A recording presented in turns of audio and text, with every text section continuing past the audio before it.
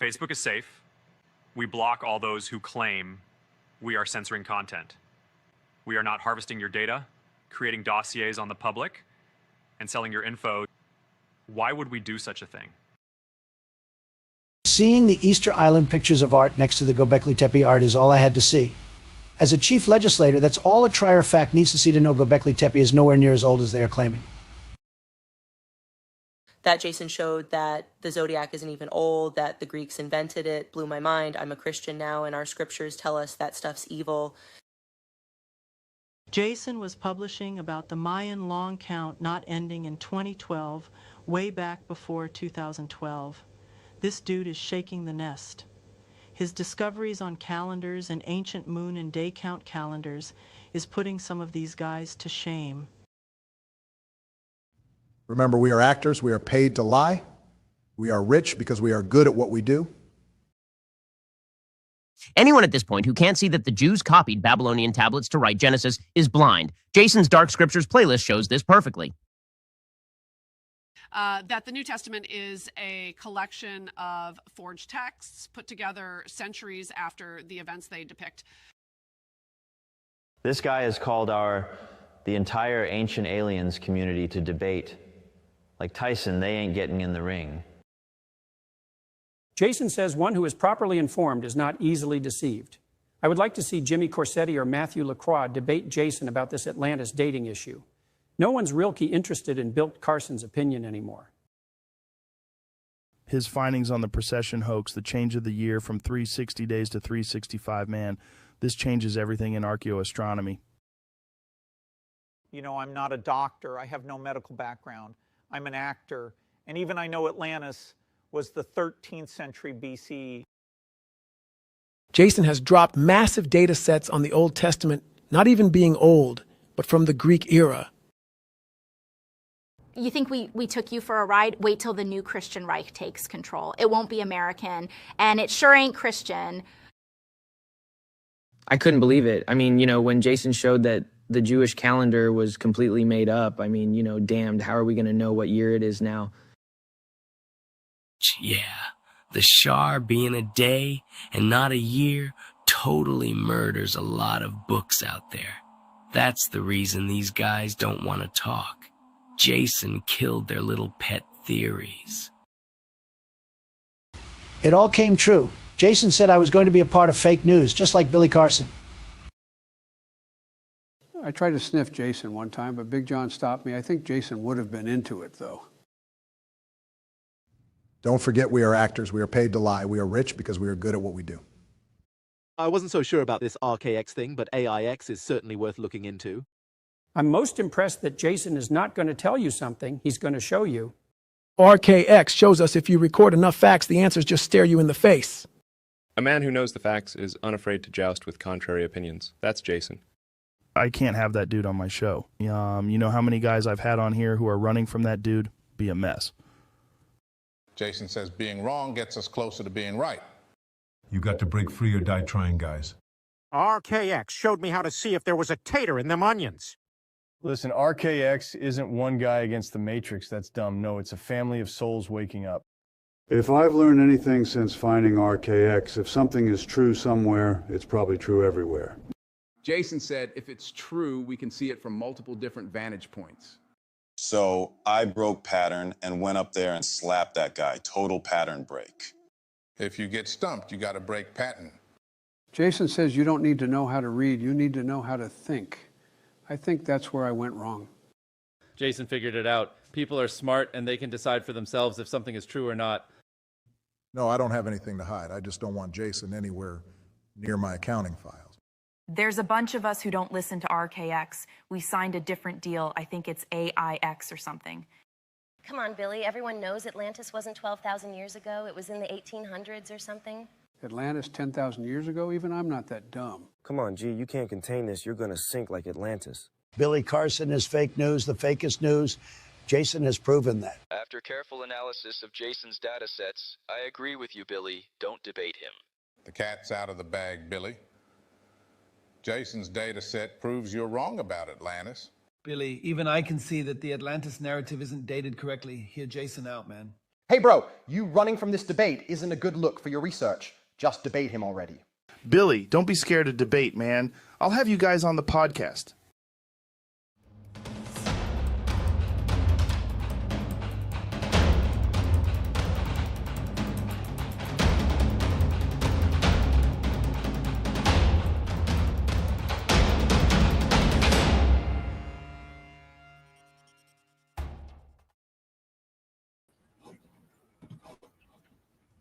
Hello, hello. Let's get the audio check done. Okay. Thank you, moderators, for joining us. Let's see, I see a lot of familiar names. I do not know why my system keeps on beeping. I thought I turned all these notifications off. I don't know how Microsoft sneaks them in.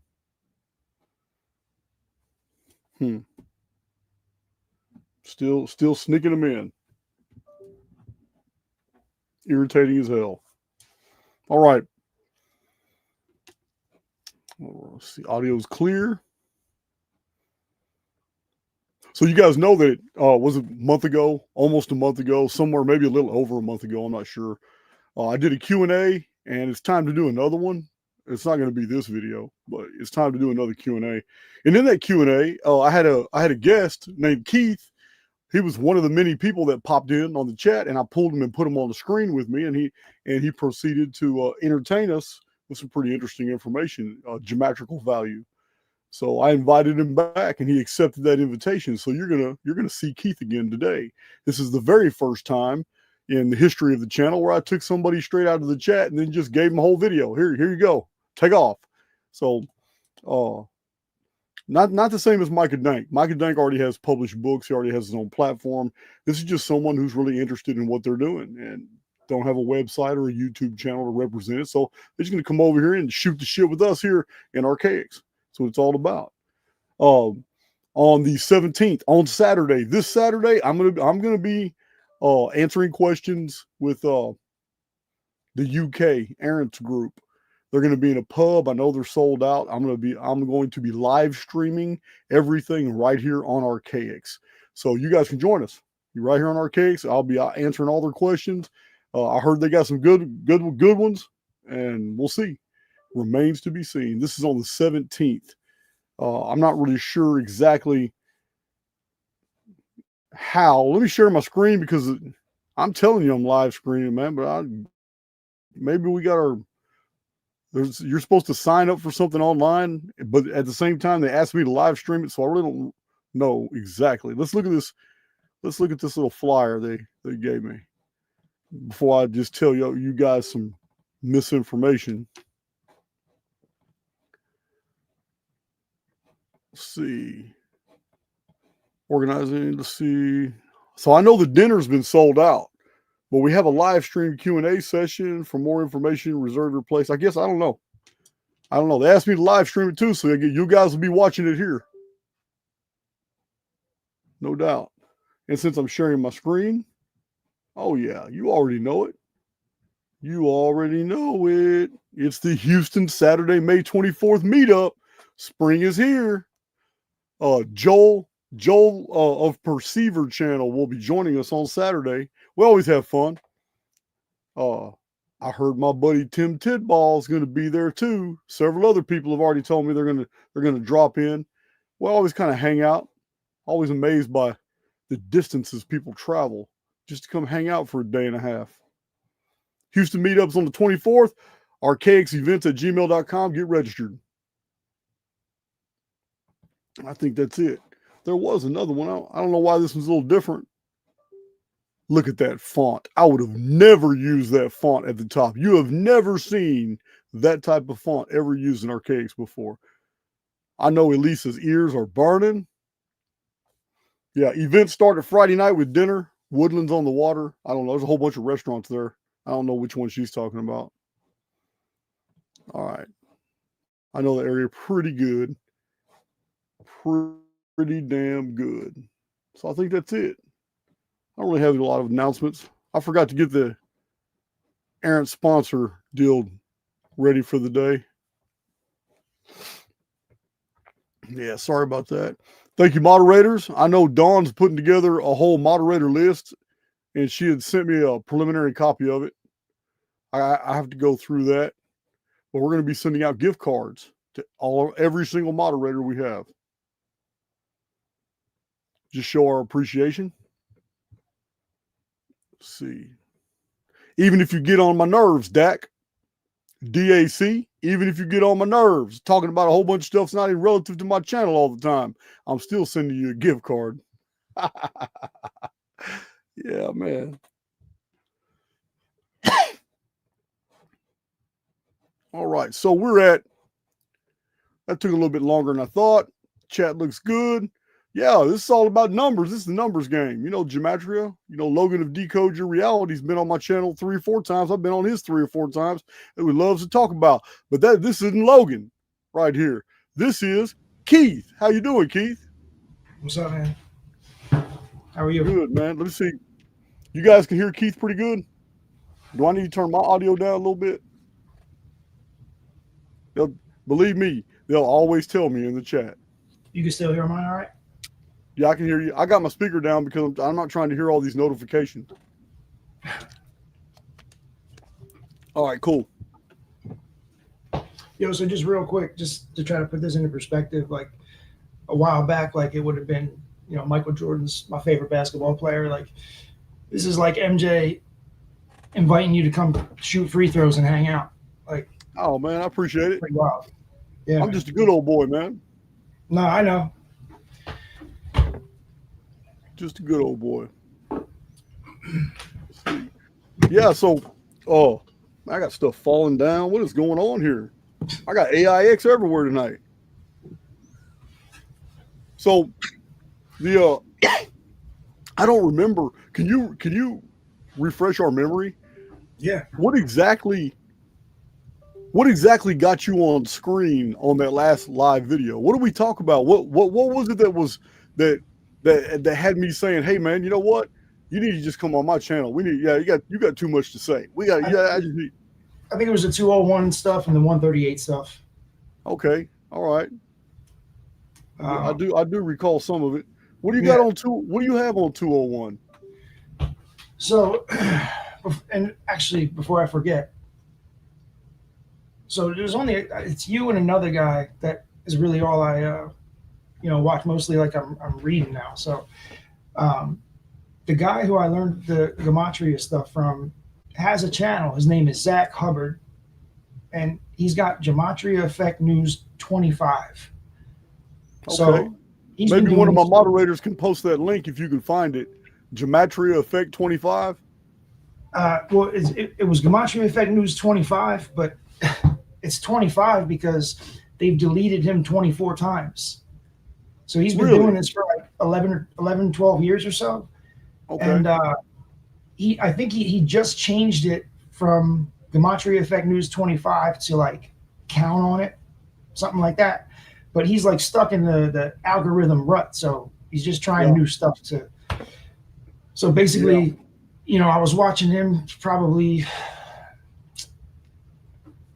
man, it was before COVID, maybe like right before Kobe died, Kobe Bryant. What's his name again? Zach Hubbard. Zach Hubbard. Yeah. And this Gematria dude, Effect.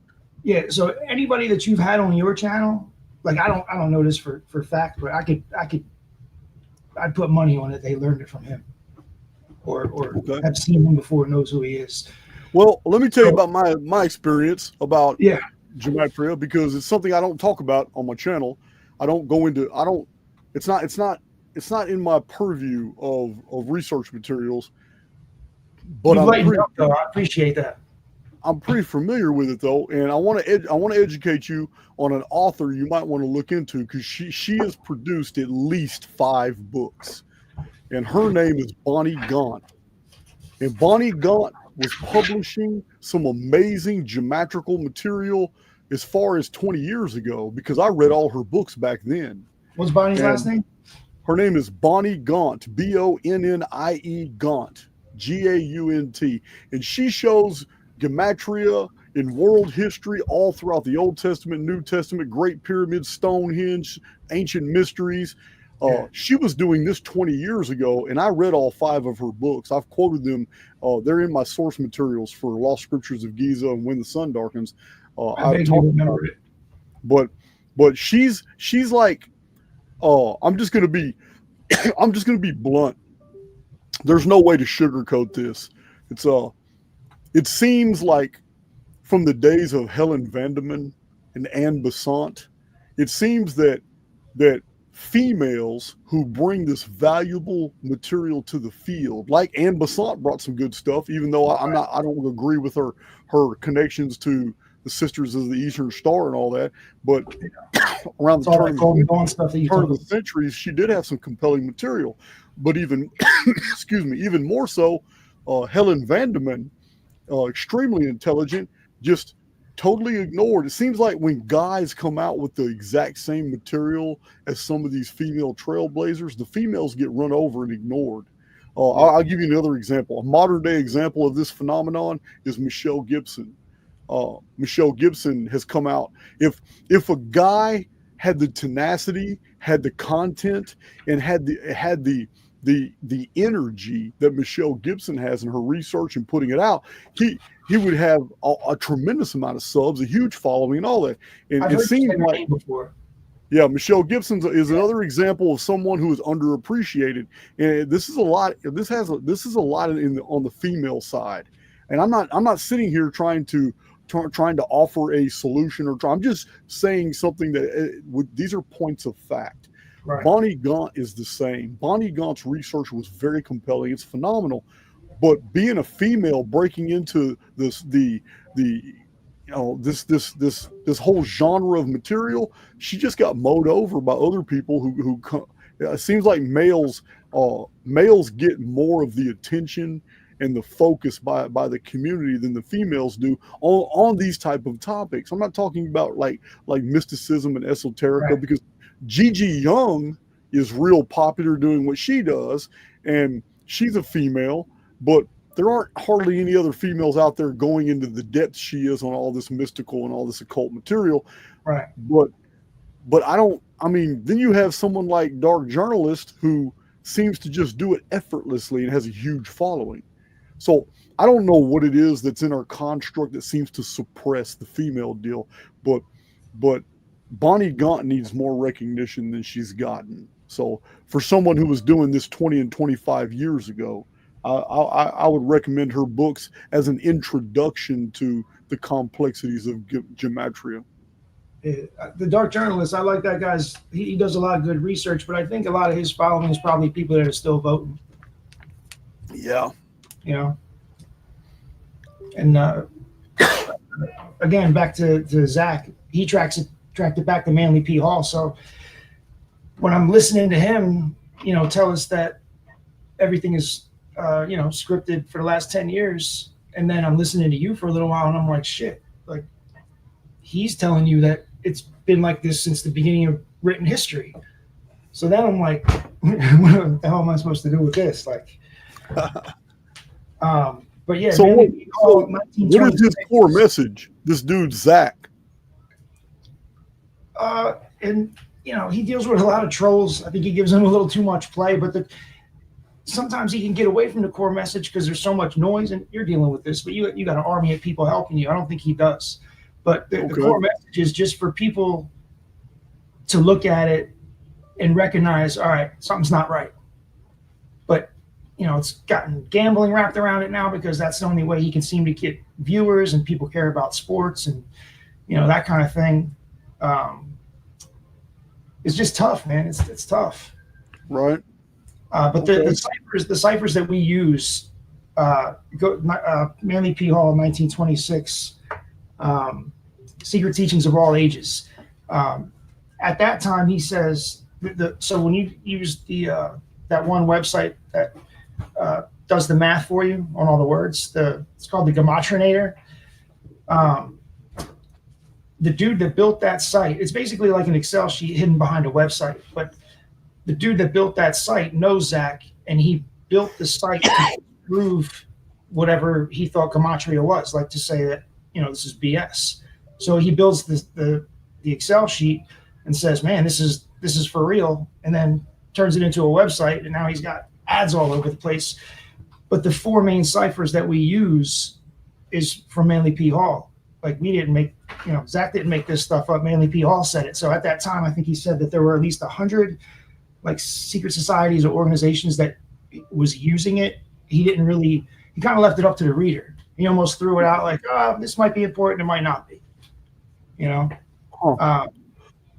So well, I'm very aware the biblical material has a lot of geometrical value, whole passages. Right. There's no doubt whatsoever that these ciphers are found in scripture. There's whole books. E. Raymond Capt, Noah Hutchings. I've read the books by these men that talk about that outside of Bonnie Gaunt. But yeah, there's no doubt that this was done. I guess like my thing was, I wanted to find out, like, because all the programming is fixed. I gotta come to grips with that, because like you said, the software wouldn't work if this was the way it was supposed to be. But there's just so much crazy stuff that we see. Like, it's like, so the mystic, like Ouspensky and Gurdjieff, Stein, like these people would talk about how they would give out incorrect spellings of their name, incorrect birthdays. So I'm like, there's got to be something to this. Why go out of the way to misspell your name or tell somebody the wrong birthday? It's like they knew they could be manipulated if people had this information. So like, I was trying to figure out, that is pretty interesting. I was trying to figure out like where the line is drawn, like part of how they turn this into the reality that they want or whatever. But it's got to be even. What you just said really kind of strikes me. I can't tell you the person's name because they asked me not to. They specifically said not to. But somebody took my birth date and my name and the coordinates, 31 degrees north latitude, took everything, entered it into some astrology deal, and it printed out, and this book was printed out with my entire chart. This was just sent to me last week, my entire chart, and they told me the exact same thing you did. They told me, can you see that? I do, yeah. So this is my chart from when I was born, and the book goes in there, and I'm not going to sit here and tell you all this stuff, but apparently there's like 3 triangles that are just absolutely unusual, and it explains my memory, my tenacity, my energy, my wanting to move forward in the truth. Also, a lot of other things, aspects of my personality. So I'm going through it. It's like, wow, this is nailing me. It's just nailing me to a T. It's like, wow. But this whole book was published showing every aspect of the astrology that has governed my life, and shows me what areas were open for me to, the free will part, where astrology doesn't really govern. It just it just shows what the alternatives are in somebody's personality and in their traits. But the reason I'm showing this is because this person sent me a personal note. I'm not going to tell you who it was because they asked me specifically to keep it, but they specifically said, Jason, you probably want to keep the book to yourself. He says, most people don't know just how powerful astrology is, but if somebody was to have the exact information, they could actually do you harm. So I said, you know what? I'm just going to go ahead and leave it at that, and I'll just take your word for it, and I won't share it. And then they're giving us social security numbers and all. Like, there's got to be something to it. I wanted to know, like, why some of this crazy stuff is happening, and then, it's about perspective. Yeah, there's no doubt. So I'm aware, like, this number coding, gematria, would not ever even be in our field if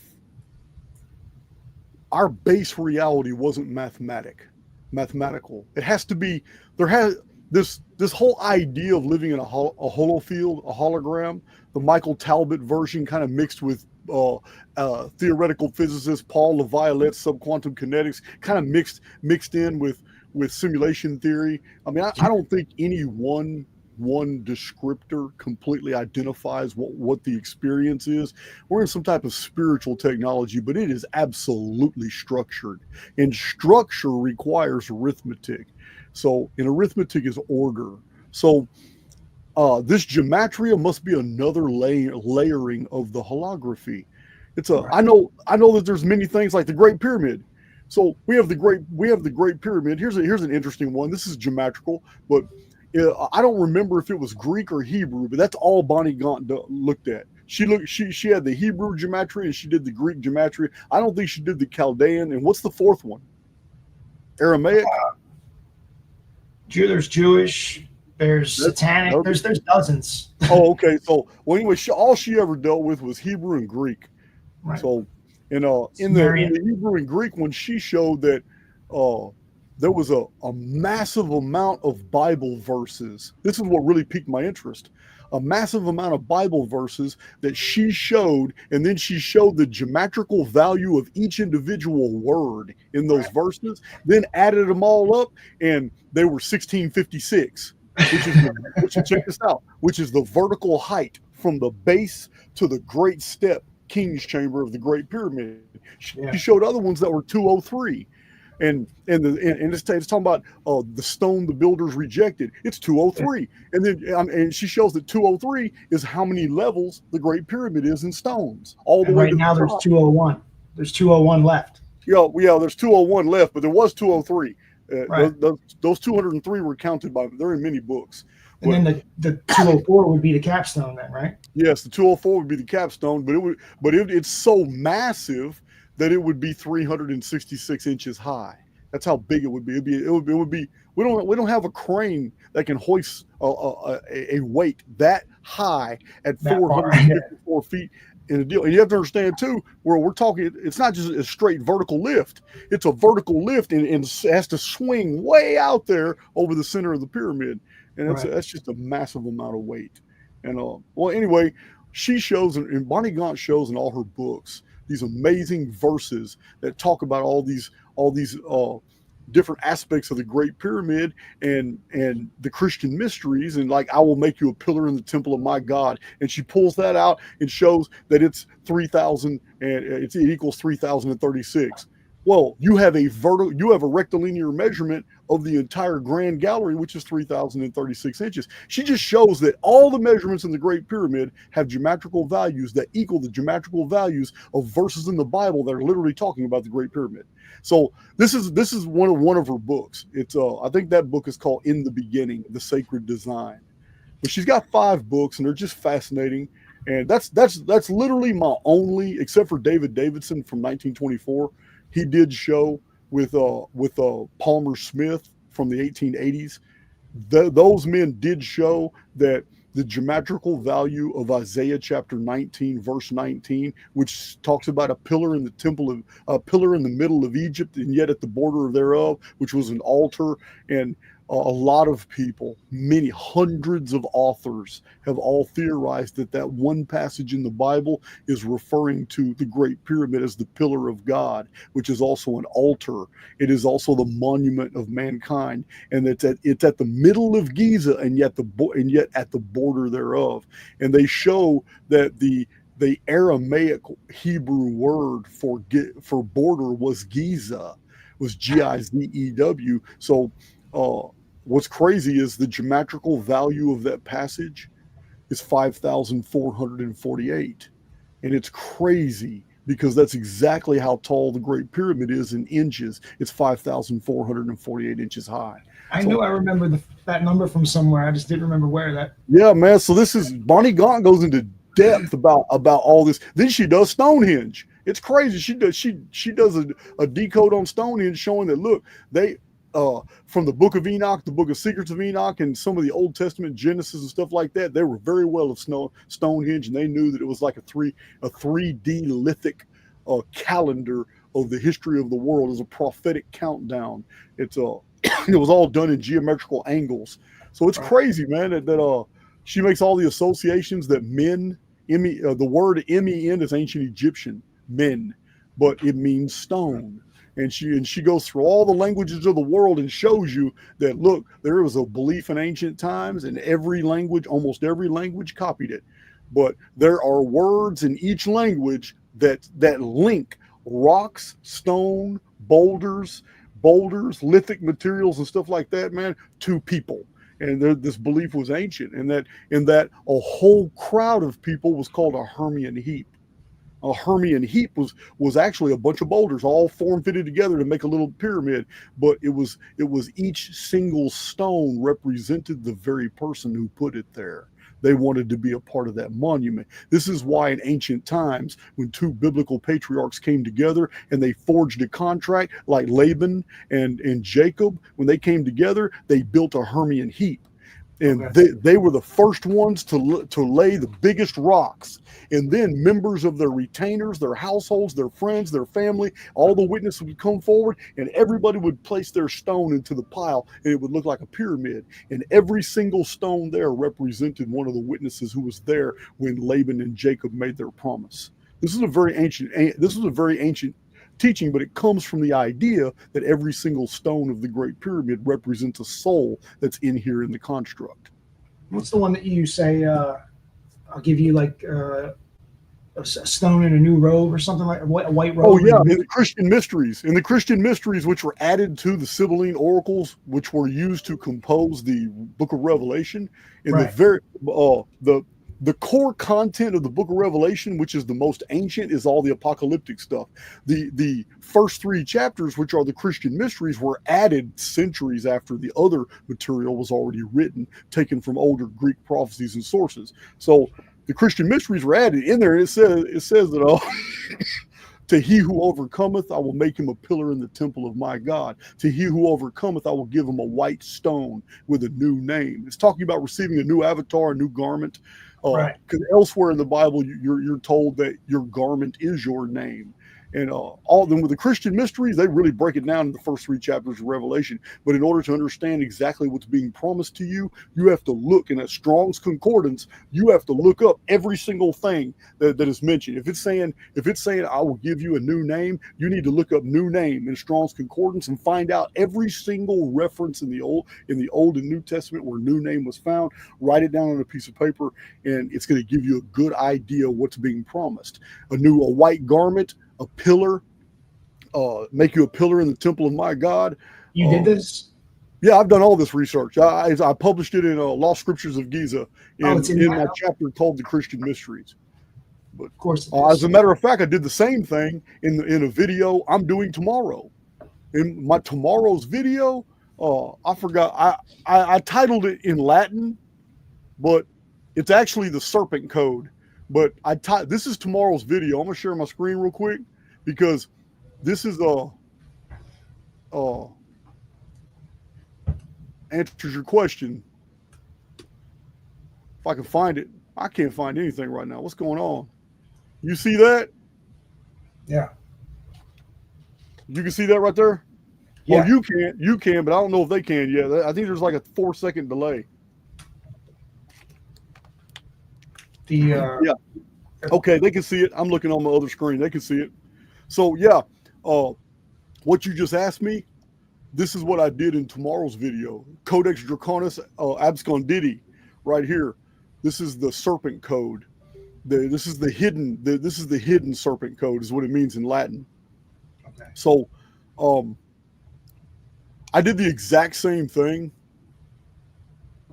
for the Christian mysteries that I did for the serpent code. Is I took every single reference to cockatrice, serpent, leviathan, dragon that are all uniformly used interchangeably throughout the Old Testament. I took every single one of those references out, and I wrote down where it is in the Bible and what the verse is about, what the context is, put it all together, and I'm showing you that the identity of the Levitical priests in the book of Exodus is exposed when you go by every single reference in the Bible that refers to Leviathan.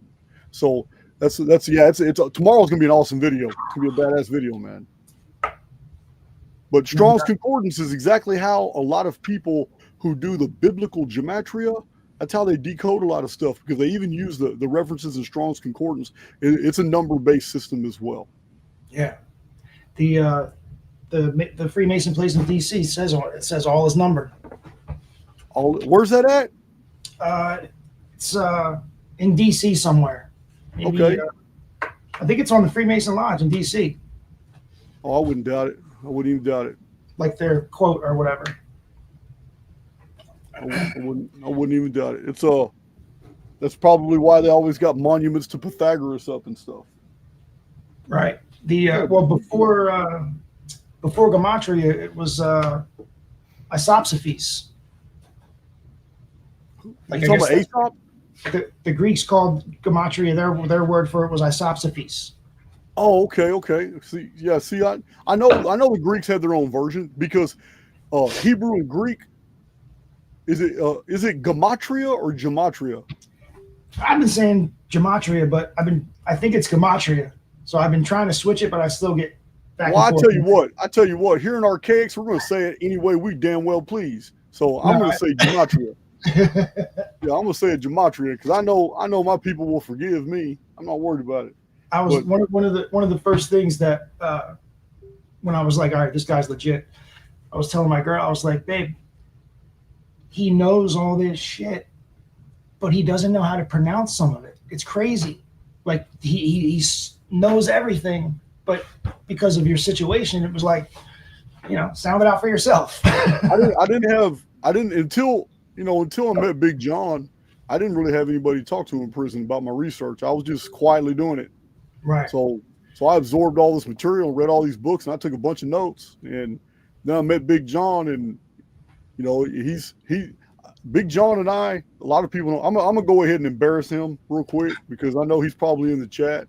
He was earlier, but a lot of people are accused of only keeping around them those, like yes men. People are accused of that a lot. And I know I have my own detractors, and people say, oh man, you only have people that agree with you. I said, no, you're not even close. Man, it's Big John and I do not resonate on anything. And yet everybody knows he's basically my best friend. Yeah. And we are diametrically opposed in almost everything from history, science, personal philosophy, and all this. But our friendship means more to us than any of our own personal beliefs or idiosyncrasies. Right. So Big John likes to poke holes in everything. Yeah. That's why I like keeping him around. You guys did a band blog a while back. It was funny. Yeah, he keeps me sharp. Yeah. And he's always trying to poke holes in everything. Big John accepts nothing at face value. He's always going to instantly start trying to take it apart. And let me tell you something. He's largely the reason why I am really good at fielding critics. I'm just really good at it. So, Big John and I, like I said, I mean, his own belief structure is very uniformitarian. And that's the exact opposite of me. I'm a catastrophist. So you can only imagine some of the conversations John and I have had when we're traveling across country and we're in a van together for 22 hours. I saw a band blog a while back. That was funny. You could see it swaying. You could see him swaying in live time. Like as you explained a couple of things to him, like you could hear it in his voice, like, oh shit. Yeah, well, sometimes that's just bullshit because he's just going to go ahead and relent because he knows I'm not going to stop throwing data at him. I'm going to keep throwing it at him. I'm going to come from a different vantage point. I'm going to sit there and be quiet and listen to him for a minute, and then I'm going to think of a whole new argument in a whole new way with all new information to say the exact same thing. And he gets tired of it, so he'll just agree like most people. So, yeah, Big John's going to wake up the next morning as uniformitarian, and he's going to keep my sword sharp. The programming is strong in that boy, and you know what? I love him to death. Still current, present day? Absolutely. Really? He's still 100% uniformitarian, and we still get along like peanut butter and jelly. That's all right. No, I get that part, but it's like he's. Listen, man. Listen, Big John's well read too. Don't think. That's why I don't understand. Don't think that 340 pound, 6'2" dude. Don't think he's not well read. He's very well read, but he didn't read the same materials I was reading. He was reading a lot of establishment literature, so he knows his material. But but we just, you know what? We're just real good friends. But Yeah. you wouldn't think so when we're alone. You know, if Right. you're a fly on the wall when me and Big John are alone in the room, we're talking about different shit. Yeah, I Yeah. want to wring his neck sometimes for not seeing it when it's right there. Yeah, I just thought you would have swayed him somehow by now, like after all this time. You know what? Hey, you know, it's like Star Wars. Here it is right here. Here's the Force. You see Vader? Yeah, man. Most people don't even understand how real Star Wars was talking about the Force. They miss all the Jedi, all the people who are favoring the light, totally misinterpreted the prophecy about the one who was going to come and bring balance back to the Force, because they don't even understand. They interpreted their way, thinking that the dark was going to be vanquished and the light was going to reign, and they interpreted that the Jedi are going to rule, and Vader and all his minions were going. Now they thought Luke Skywalker was the one who was to bring the balance in the Force, and it wasn't. It was his dad. It was his dad. Vader did it. But that's subject of another video. Yeah, man. Star Wars is deep. What is all that back there? So that's what I was. I'm getting in your business. So no, this is for us, man. So just so all right, Slipknot, the heavy metal band. Okay, I know them well. Slipknot has a little known song called Gematria, the Killing Name. I didn't know that. This guy says live a while back. Yeah, I think it's a dope song, but we're never going to play it live. People don't like it. Da, da, da, da. The only way we'd ever play it live is if the Pope opened up for us. Wow. They just played that song live for the first time 52 days before the Pope dies. Pope equals 52. Wow. That's crazy. The Pope opened up. The Pope actually came out for a Slipknot song? He said it in jest, but the one time that they did go play it was 52 days before the Pope's death. Right. Wow. Have you ever heard of, you listen to Prince at all? Years ago I did. Purple Rain was one of my favorite songs. Okay. So did you ever hear one of his songs called Seven? Seven? Yeah. No. You got to understand, I was in prison, so all I ever heard was the radio versions of different artists. I was totally unaware of the song. I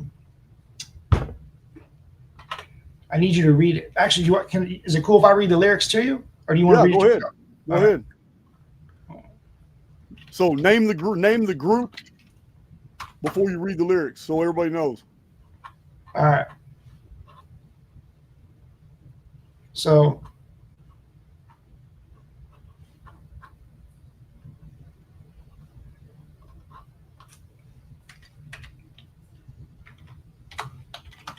Sorry. All right. So I want you to think. Actually, I probably don't even need to tell you this, but my girl shows me this song, and I'm reading the lyrics, and Charles Burgoyne pops in my head, right? So the song is just called Seven. The chorus is, all seven, and we'll watch them fall. They'll stand in the way of love, and we will smoke them all. With the intellect and savoir-faire, no one in the whole universe will ever compare. I am yours, and you are mine. And together we'll love through all space and time. So don't cry. One day all seven will die. That's the chorus. Huh. I saw an angel come down unto me. In her hand she holds the very key. Words of compassion, words of peace, and in the distance an army's marching feet. 1, 2, 3, 4. 1, 2, 3, 4.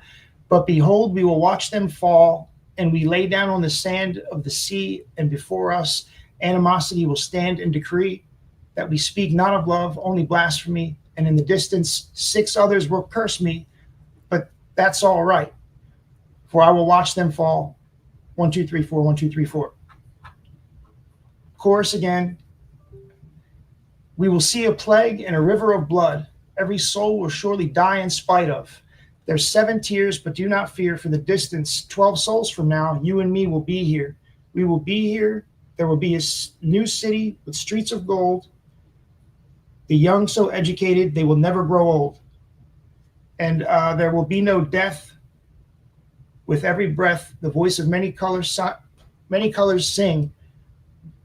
The voice of many colors sing. A song that's so bold, sing it while we watch them fall. Are you? Is that what is it? What do you think about that? Yeah, I mean, it's very subjective, but yeah, I can see where you would lean the way you're leaning. I'm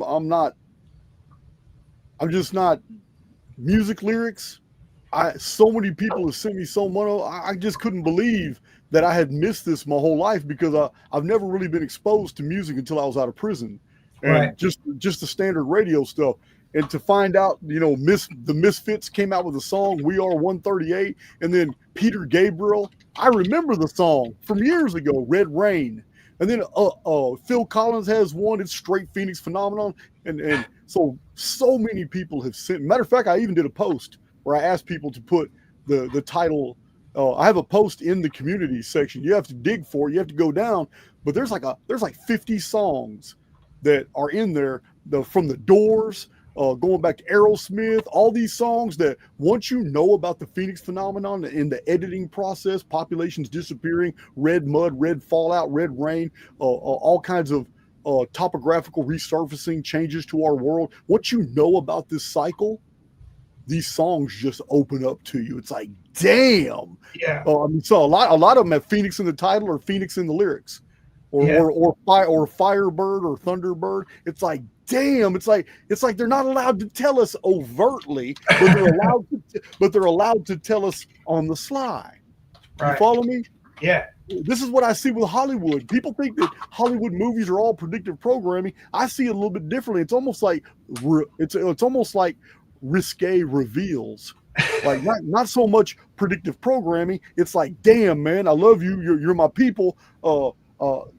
Talking about the human family, and some of these, script writers, screenplay deals, directors, and all that say, yeah, man, I just wish you people would wake up, but we are not allowed to tell you where you're at right now. But listen, here's this movie, here's this docuseries, here's this Netflix series, 1899. Pay attention to all these little details, and then they're literally revealing to us these things without just coming out and doing an ABC breaking news world report.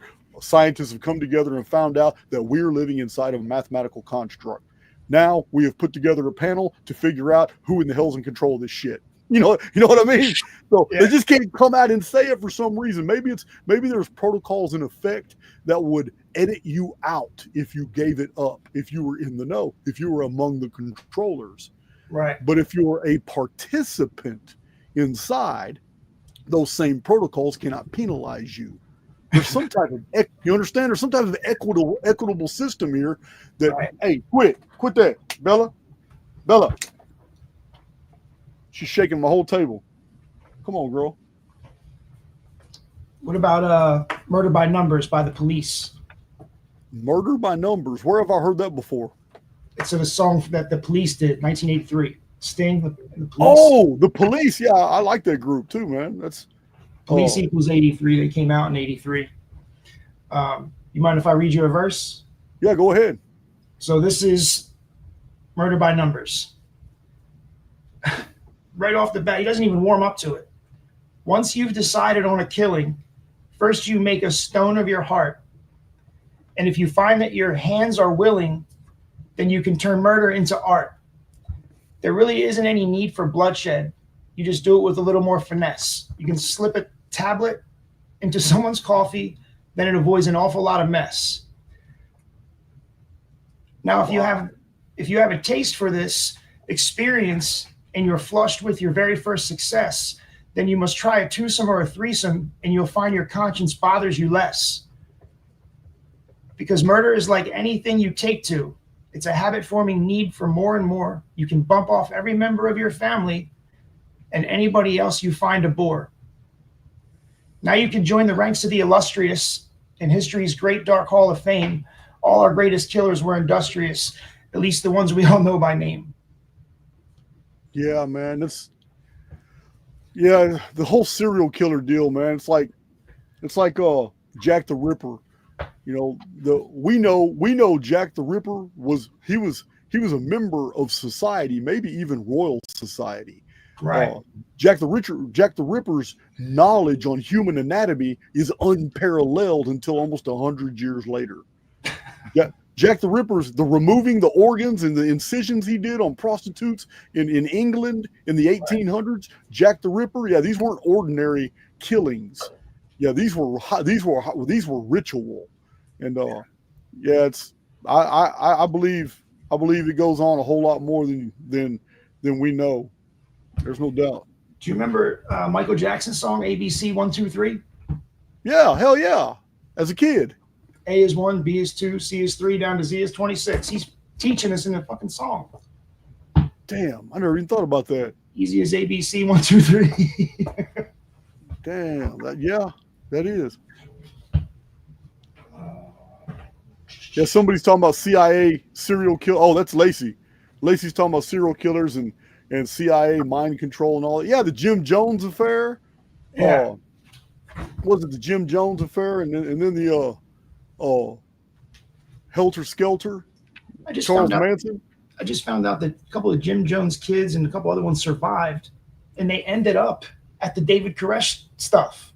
Yeah, man. Yeah, dude. It just goes. The rabbit hole goes on and on and on. It's so crazy. Yeah. It's so crazy. It's almost as if some of the actors and all these psyops and stuff, they don't live on the surface. It's like they live in subterranean cities. When it's time to pull a stunt off, man, it's time to come up and do it. Or they're coming from totally different countries and they come pull these stunts off and stuff, and then they go back to their countries. Like the charm schools of the Cold War. Are you familiar with those? Vaguely. Do you know what a charm school is? I don't. I watched the Kay Griggs stuff, so she touches on it briefly in there, but no details. Okay, during the Cold War, you know that the Soviet Union is actually a Jewish controlled country. It's a captured country. The Bolsheviks, the Jewish Bolsheviks captured the White Russian Christian Romanov Empire. And how crazy it was until I got to you. Sorry. Yeah, they turned it into an atheist state. It's the same time as the Boer Wars. They weren't called Bolsheviks down there, but they instigated the Boer Wars in 1901 and 1902 in Africa.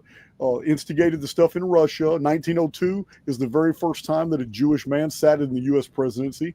It's they killed McKinley to take that position. Right. President McKinley in 1901 was shot. Then the takeover was from about the 1890s all the way to about 1910, and then Russia was turned into the atheist state to build the Cold War engine, and in about a 20-year period, 63 million white Christian Russians were exterminated, and some of them were killed, executed, others were buried alive. Many of them were worked to death to build the new Soviet war machine, a whole series of military bases all over Russia that were built with slave labor. The very people who occupied the country previously before the Bolsheviks took over. So this man, I went on a tangent. I forgot what we were talking about. Where were we going with this? How you got me talking about Bolsheviks, and I totally forgot what the subject matter was. You were backing up with the takeover. Oh man, somebody remind me what triggered me to talk about that. You were backing up, like you were telling how they were taking over, but you kept going further back in history. Oh, the charm schools. Yeah, the charm schools. So this is what led to the charm schools.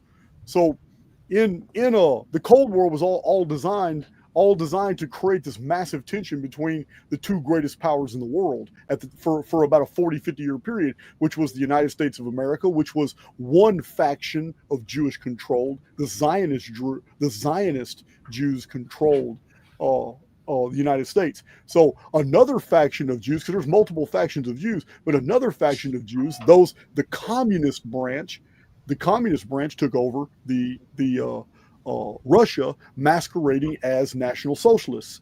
So they created a bunch of confusion. But here's the two superpowers. We have this Cold War now, and during the Cold War, a bunch of Americans who had disappeared or come up kidnapped, and others who were suckered into going into Russia under false pretenses and offering these high-paying jobs, found themselves driven to the middle of these Siberian towns. And when they got to those towns, it opened up, and there were 1950s, 1960s, 1970s, whatever the time period was, they went straight into what looked like a little America.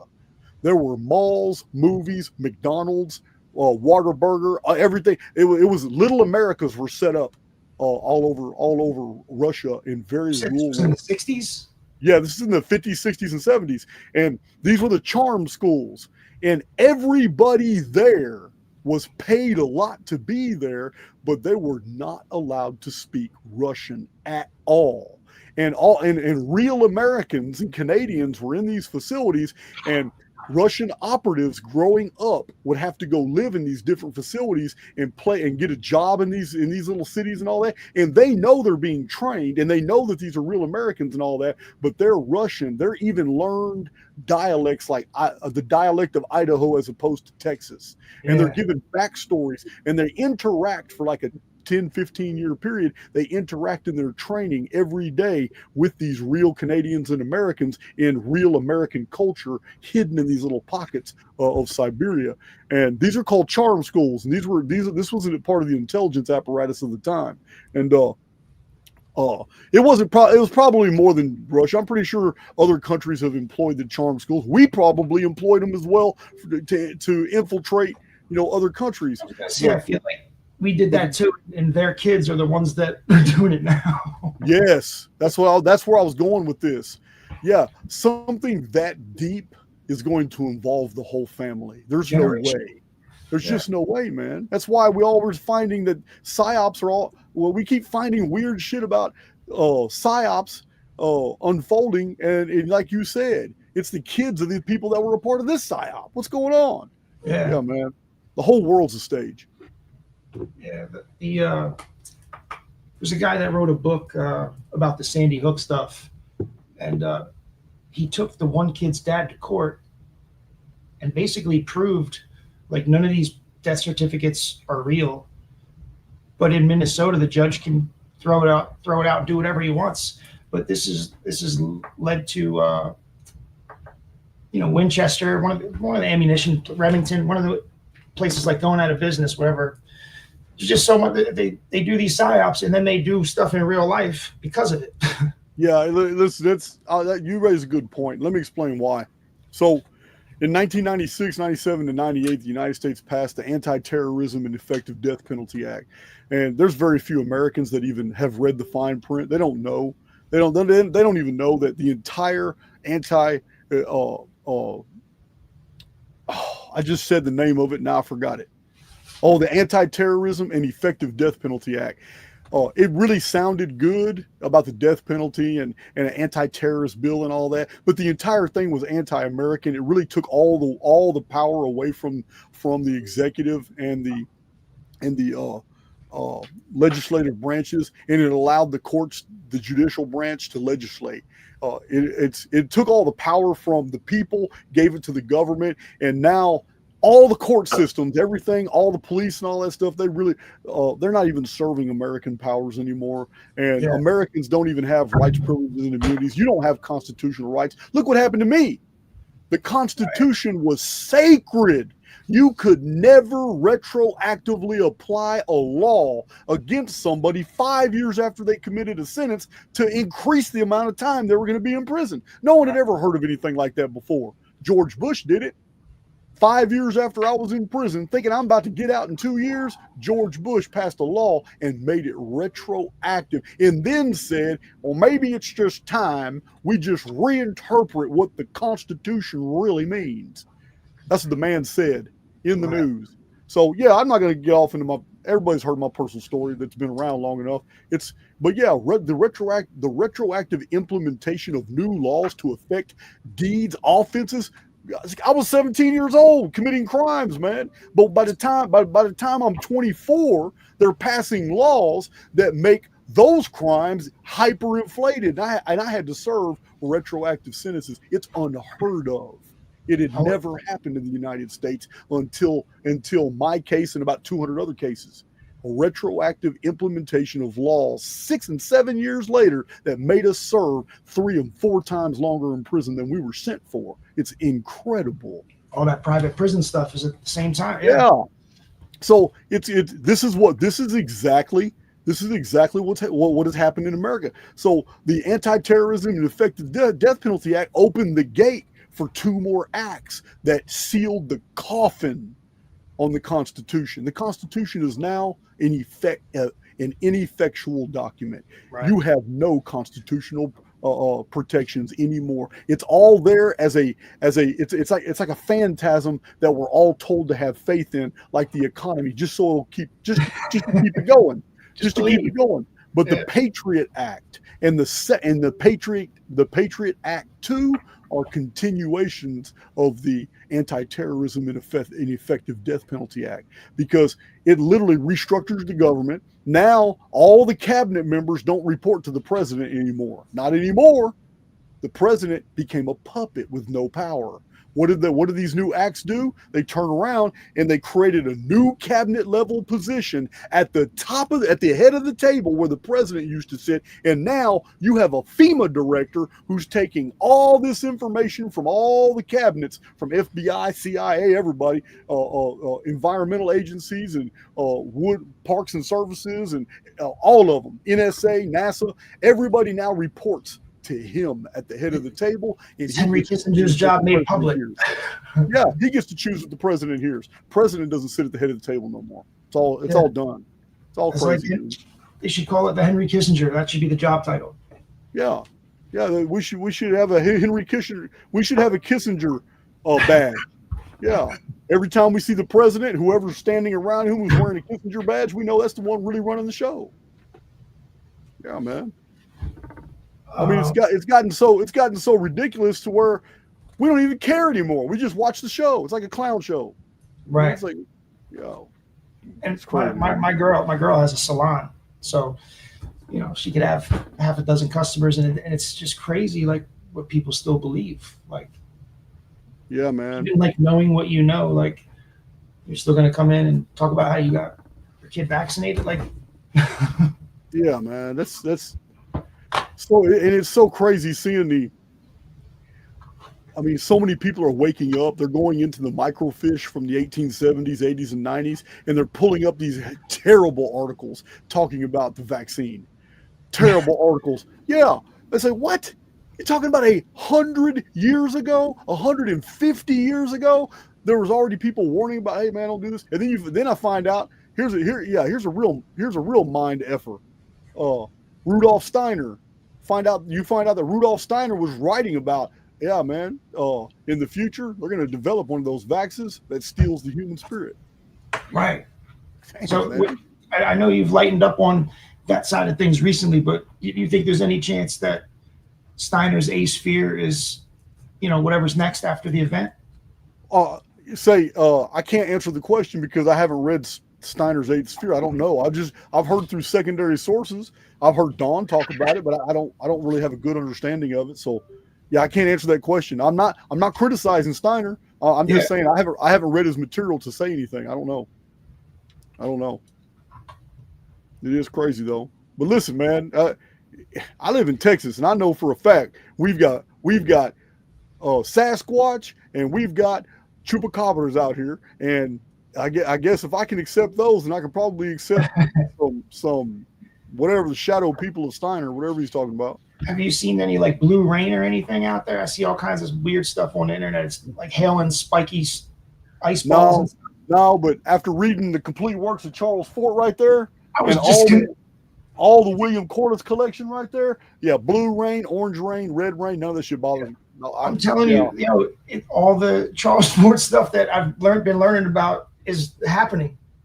Yeah, it's crazy. Maybe it's always happened. It's just advertised like now. I don't know. So if you've ever seen my book Anunnaki Homeworld, right? You can go to the last chapter, and the last chapter is called Shards of Nibiru, and I give a very comprehensive list of all the weird shit that's fell out of the sky over the Arctic and has been found by scientists. They're like, wow, look at this. What's this doing in the ice? And they go through several layers. What is all this doing in the ice? And they go through several more. Every bit of this had to have fallen from the sky. But the whole chapter is called Shards of Nibiru, showing that life, I'm talking about pupas, cocoons, little embryonic insects, Frozen all these life forms, even frogs, baby turtles, all this stuff is falling from the sky, and it's getting preserved in layers of frozen ice in the Arctic. Just like Charles Ford said. Charles Ford's got accounts in there where people are just hanging out one day and all of a sudden it rains frogs on a blue sky. and then some dumbass scientist, pontificates on the news. Oh no, it rained frogs because a cyclone sucked up a part of a pond or a lake. And so one person just says, well, if that's true, where's all the grass? Where are the turtles? Where are the tadpoles in the middle? How come it's all frogs? So kill that right there. So, because if a cyclone's not going to discriminate. And every time we have these rains, it's always the same species. If it's a cyclone sucking these things up, taking up in the upper stratosphere, depositing them somewhere else, because sometimes they fall down frozen. And if it's a cyclone doing this, well, cool. Where's all the other materials? How come it's always the same species that fall together? Right. Yeah, it's crazy. It's like we're living underneath an ocean, disguised as a stellosphere. Yeah, I got some pretty wild pictures too that might point towards some of that. Can you tell me about the 201 thing, right? 1229 is the 201st prime. Hold on. Whoa. What'd you say, 1229? Yeah, so can you tell me? What do you know about the number 1229? I'm asking the questions here, Jack. No, 1229 is the 201st prime, right? So can you tell me a story about like 1229 BC and then like 1229 AD, like Chronicon type stuff? 1229 is one of the major timelines that proves that we are in a mathematical construct. 201st prime. It's the 201st prime? Yes, sir. Okay, well, I mean, you already know that 1229 BC. I mean, you're already familiar with my Chronicon research. Yeah, but I don't know like exact stuff. Like I went through it like once and I know what it is. Okay, well, even more so. Yeah, 1229 BC is that's just the fall of Troy, the invasion of the Sea Peoples Federations before Atlantis was destroyed by the Phoenix phenomenon 94 years later in 1135 BC. So 1229 BC is the 10th year of the Great Mediterranean War. It's the Trojan War, and 1229 BC is the subject matter of Homer's Iliad. But even crazier is that the descendants that left, who lost the Trojan War, they ended up in Gaul. Ancient Gaul was later called, it was under the Moravian dynasty, it was later called the Kingdom of the Franks. And the Kingdom of the Franks became the French. And the French annals are exactly 1,229 years of history. Even crazier, though, is that Rome was founded in 753 BC. And the Romans this is every historian will tell you that. This is in thousands of books. 753 BC began the Roman monarchy. 753 BC. And the Romans, according to the most ancient Roman historian, Livy, they clearly laid it out that they were descendants of those who fought in the Trojan War, and they made it to the Italian peninsula. They integrate with the local Etruscans. In the year 753 BC began their rule over the Sabines and the Etruscans, forming Rome. So where did their parents come from? Check this out. This is the city of Seven Hills.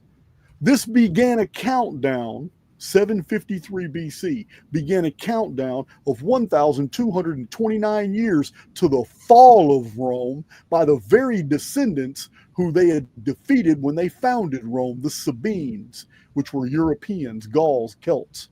So the entire Roman monarchy, the time of the 10 tyrants, later, then the entire Roman Republic, and then the Roman Empire lasted from 753 BC to 476 AD, when Odovacar the German in 10 nations of Europe defeated Rome in the 1,229th year of the city. Yeah, 1229 is amazing. I'm not even done. 1229, we can go forward and backward in time with that number, but even more so in the Phoenix timeline. The Phoenix timeline starts, I believe. Let me see my calculator real quick. You got me wired up with that 1229 shit. Hold on. Every time I think that there's nothing else this guy can tell me that's not going to freak me out, you do. Oh, I'm not done. I'm not done with 12. If you read, my Chronocon's huge, but I have many incidents in Chronocon that are exactly 1,229 years apart, and it always has something to do with these same people. So I'm going to show you something on the calculator real quick. Yeah, you had a guy that did like read it, and I listened to him like while I was working and shit. So I got through. Oh yeah, Nick T. Right. You talking about Nick T? Yeah, I'm like, man, this is awesome. I don't got to read it. I can do it while I'm working. But I just saw so much of that, the loop. Yeah, it's so crazy. So I'm going to show you something. This is good. This is really trippy. So I've talked about the capture flood, the year the moon first appeared in the sky. It is the year 4039 BC. I'm a student of Hans Bellany, Hans Horberger, the Viennese. I guess he was an engineer, but he's also a historian. And talking about the time before the moon and the capture flood. This is also talked about by Harold T. Wilkins and Emmanuel Velikovsky.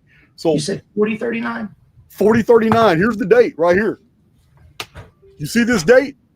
That's 4039 BC in Chronocon. That is when the moon first appeared. It's called the capture flood. This is 4039. This is before the pre-flood world even begins. Right. So here's the year 4039. I'm going to go minus 100. Here's your number. Minus 1,229. You see that? Something 19. I can't see the bottom. Oh, no, I'm not trying to show you the bottom. Now here's the bottom. It's 2810. All right. That's 5 years after the Great Pyramid was completed. But we're going to keep going. Minus another 1,200. Here's minus another 1,229. I don't know why it's not clear. I guess it's because it's a screen. But it's got back up a little bit. 1581. It's 1581 during the reign of Thutmose. 1581. Thutmose was using slave labor to repair the Sphinx. This is all in Chronocon. Now, another 1,229 years gives us 352 BC. 352 BC is the consolidation of the Macedonian nation right before it unleashed Alexander the Great. This was 352 when his father was bringing all the tribes of Thracia and Macedonia together to become a superpower that was going to overwhelm half the world. This is 352. Now, we go to 1,229 years after that, we get 877 BC. Excuse me, 877 AD right here. Now we're in the Anno Domini calendar. This right here is the early kingdom of the Franks, the Moravians. 1,229 years exactly later is 2106 AD, the return of the chief cornerstone. 2106 AD is the year 6000 on the Anno Mundi timeline. That's on the 138, right? Yeah, man. Listen, you can even take the number 1,229 and you can show it in other dimensions of arithmetic based off pi and phi, and you will find even more amazing timelines. There is no way forward and backward in time all these things could be possible if we didn't live in some type of mathematical construct. Every time I think about Edgar Cayce saying that the pyramid was tell you like where you were going to be incarnated, had your name, like everything about you was in there. Yeah. I think Edgar Cayce called it the Akashic field. He was very, very mystical in that. Right. I just call it the field, the simulacrum. Yeah. I mean, I know you're familiar with my standpoint on memory and mnemonic abilities and all that. And I'm very quick to tell people I do not memorize all this material. I pull it out of the field as it's needed. Yeah, it's just, I mean, think about it. In our daily lives, do you really think you possess all the information you've ever come into contact with at that time?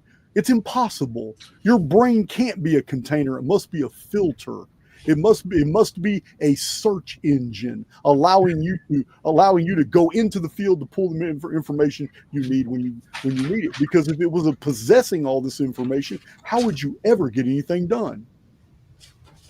I gotta grab some glasses. But no, I just can't believe the 1229 thing. What about 129? That's the 201 in base 8 counting. 129. Oh, I don't know anything particularly important about the number 129. 256 is the 201st composite number. 256. Yeah, it's the what composite number? 201st composite. Like 1229 is the 201st prime. Yeah. 256 is the 201st composite number. I just wanted to know if these ring any bells to you. I don't know about the composite numbers, but the prime and non-primes are very important because in order for non-primes to be able to do their functions, they have to operate in a field of primes. Without the primes, which are like fixed in the field and have no value, and there's nothing you can really do with them, they're just there. The non-primes is what all your arithmetic is based off of. You can go forward and backward. You can calculate, subtract, add, divide. It seems like the primes are just a part of the fixed programming, and the non-primes allow you to do all kinds of things like we're doing right now. So, but as far as these composite numbers, this is beyond the scope of my own research. Okay. Yeah, I know you don't got all the answers. I just if I feel like there's going to be I have questions that you have the answer to, but I don't even know what the question is. Well, so if you think so, this is a freestyle, man. We're not just talking about gematria. It's a freestyle. Yeah, no, there's a whole bunch of stuff. So the zip code for the Pentagon. What is it? 2301. That's the 201st triangular number. Yeah, that's probably not coincident. Yeah. Right. So, inauguration day was changed to January 20th. Like most countries write that day 20/1. Okay. And so we were talking about the French, right? Jesuits are from France. And, they always got their heels dug in when shit goes down. So I got this one because this is World on Fire. Strange and Awful History. World on Fire? That's not Paul LaViolette. No, it's this is the one where Auguste is trapped for 4 days down in the jail. Oh, okay. I haven't read that. No, I got this because of you. Show me the book. The World on Fire, A Strange and Awful History.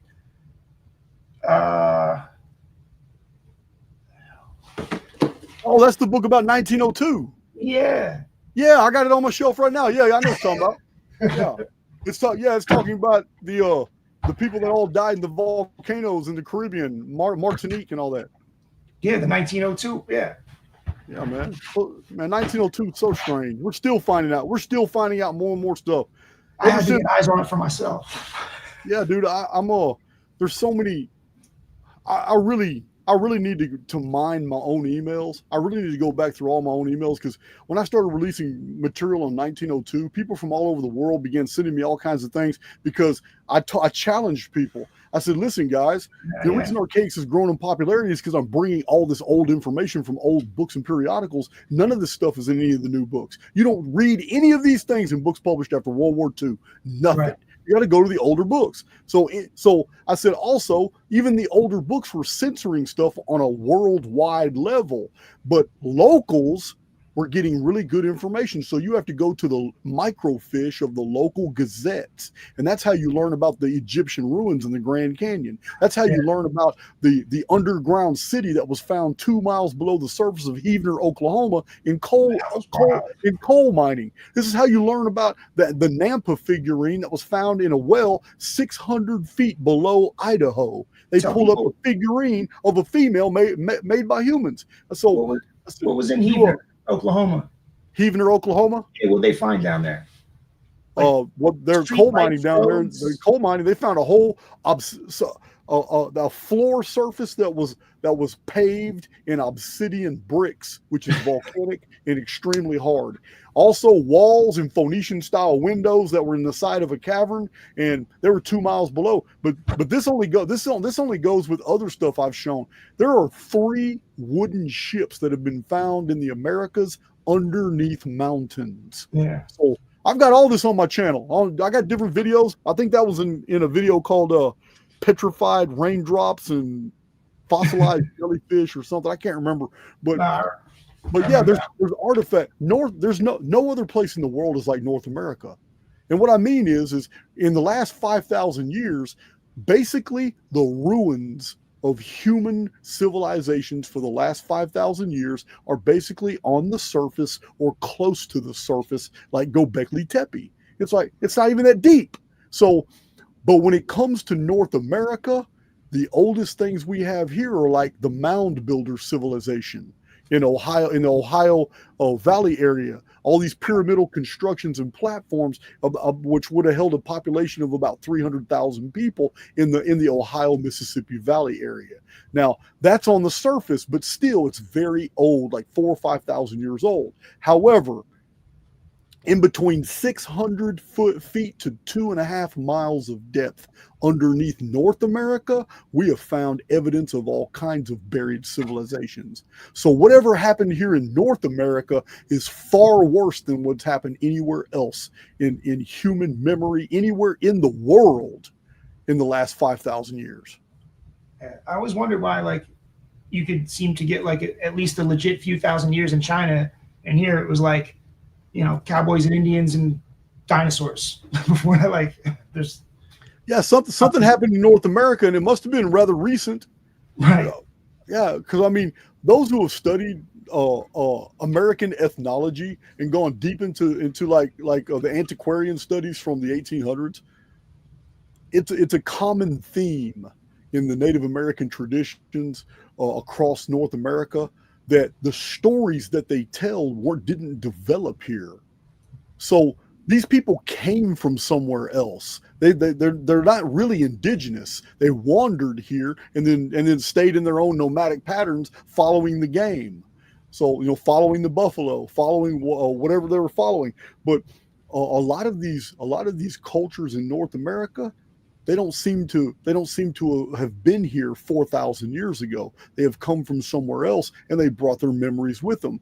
And what's really crazy is that when it comes to the history of the Ogaigian deluge, 1687 BC and before, we have a better picture of the pre-flood world than we do from the Native American traditions concerning different races of giants, vapor canopy, the great web over the sky, the time of the dark purple light, large animals, being able to communicate with animals, women having special powers over men. We have this massive corpus of beliefs of the pre-flood world that are preserved in the Americas, which we only find preserved not in traditions in the rest of the world. We find them in the writings, the cuneiform writings, the old writings that we've excavated, old chronographers like Herodotus and Strabo and Diodorus and Plutarch and the great Greek and Roman historians and naturalists, Pliny. But Herodotus is the 713 BC one, right? That's not near as bad as what happened in 1687 BC. The Ogaigian deluge. Have you seen? Did you know that I have 5 videos on YouTube? It's over 10 hours of data that I'm just dumping on you about 1687 BC and what really happened. The Ogaigian flood and all that. Yeah, I've got it mixed up. I was. That's the Ogaigian deluge. It was 552 years after the great flood of Noah.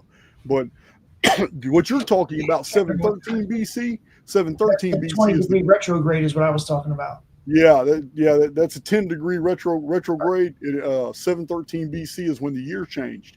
And our year changed because Earth's position changed. And when Earth's position changed, so did its zodiac. So did the stellosphere.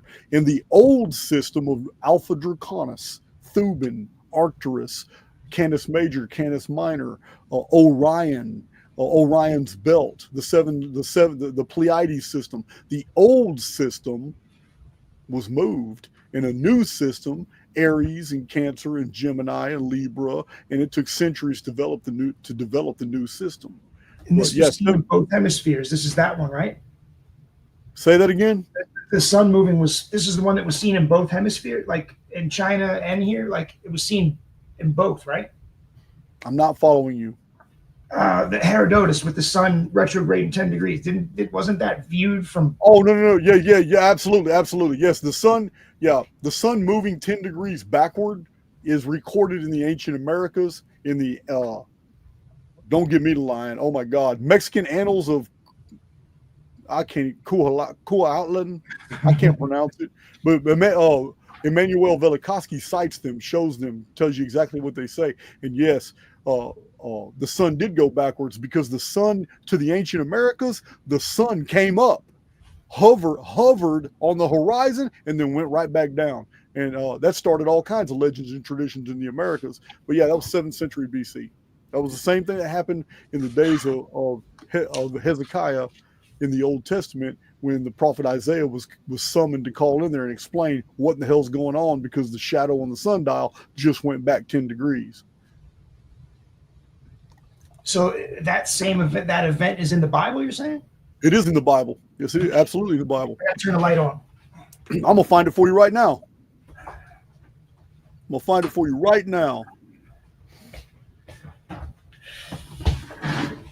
Look at me. I got a guest coming on Archaix, putting me in the research. I'm gonna find it for you right now.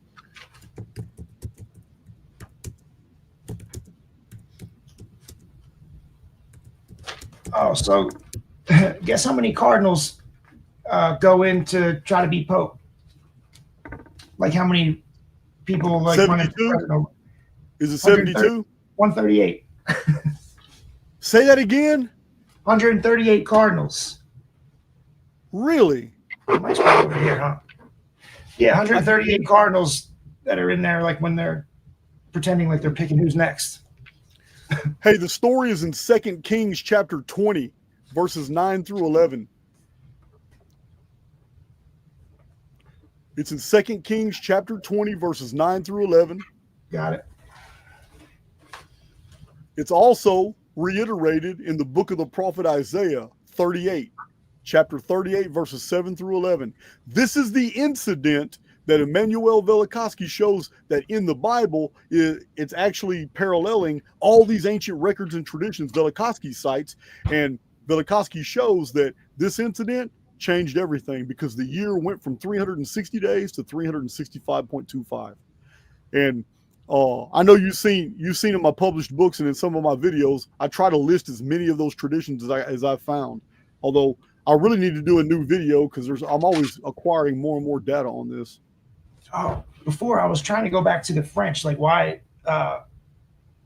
when I started seeing Zach, what he was doing with the gematria, and it seemed to point to the Jesuits, and then I'm reading these books, and when the thing goes off in Martinique in 1902, the first ones there are the Jesuits.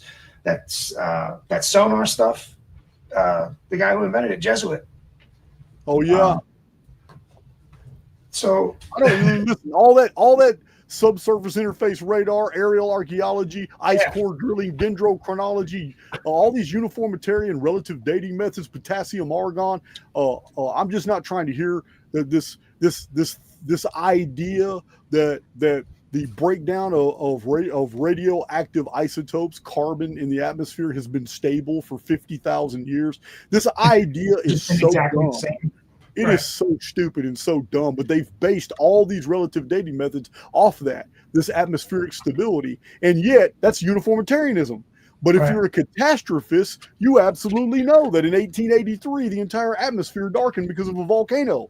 You would also know that in the 6th century AD we had volcanoes all over the world darkening for 25 years. There was starvation all over the world. Again, in the 17th century BC, scientists have documented the Avino, the Avellino eruption. Again, the entire world darkened for 25 years. Volcanism. This was the Ogygian deluge. Phoenix caused that. Phoenix always agitates Vulcan. Vulcan gets mad and spews up a bunch of ash, and the world suffers. But in the catastrophist model, what am I looking at? Last Days of Pompeii. I have that book too. I know, dude. Wow. I got all these because Wow. I had to see for myself. Yeah, man. Yeah, man. Say, you know what, Keith? I know I got a lot of people, man. They're disgusted with me. They are, for whatever reasons. For whatever reasons, they hate my guts. I bring all this information to the field. But you know what? Before you get The into it, truth is- I was pissed at you for a while too, man. You're. I thought I knew what was going on. Like when you change somebody's paradigm like that, and they get pissed, some people can't get out of it. I know it, man. I know. It's just that ain't your fault. That ain't on you. It's not my fault, but from a personal level, it's right. Listen, I can't live with the fact that I knowingly deceived another soul. There's no way I'm going to release information on my channel if I don't believe it. You understand? Just not. I mean, and I'm always coming up with. I've already beat the Zodiac all the way up, but just this morning I posted something I found in like the book of I'm gonna show it to you right now. The book of Second Enoch. What is it? The book of the Secrets of Enoch. You know what I'm talking about? Yeah, not just because of you. I didn't. Yeah, well, the book of Secrets. Well, I'm always talking about the Zodiac's not old, and that the word Mazaroth is the Jewish publishers threw that in there, and it never meant Zodiac and all that. Well, look, I've already posted all that information, and even with talking with Micah Dank, I didn't even have that information with me at the time. But then I turn around and find this. Let me share my screen. I shared this on X today, and I can't find the individual pieces right here, but I'm going to share my screen and hold on. Well, I swear, as long as I've been using StreamYard, I still have problems with this thing. All right. Yeah. So yeah, man, I'm a man on a mission, Keith, but that mission also is a great responsibility, man. I can't live with the fact, man, that's going to be real bad karma if I am willingly deceiving the public on anything. I can't live with that. I can't do that. So yeah, no, it's just where I'm from and how I grew up and shit. I just don't trust people. You know what I mean? So I just started buying them because I wanted to know more. It wasn't just about fact checking you.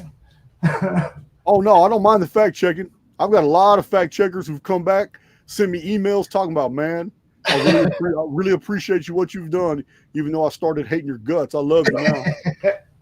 So you see this right here? I grab glasses real quick. I just recently started to go blind. I posted this on X today. I wish I could find. I bet you I can real quick. You know what? I can. There it is, right there. So I'll show that one in a minute now that I know where it's at. So this is the Book of the Secrets of Enoch.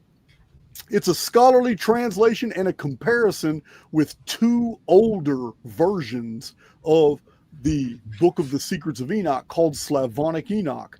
So here's the title page right here on the left, and on the right, I'm citing the actual text. But here's the actual text right here from the Book of the Secrets of Enoch, and it's literally telling you right here that these scholars have determined that the Mazaloth is the Hebrew name for the 12 signs of the zodiac. But up here, they're telling you that this verse is clearly an interpolation.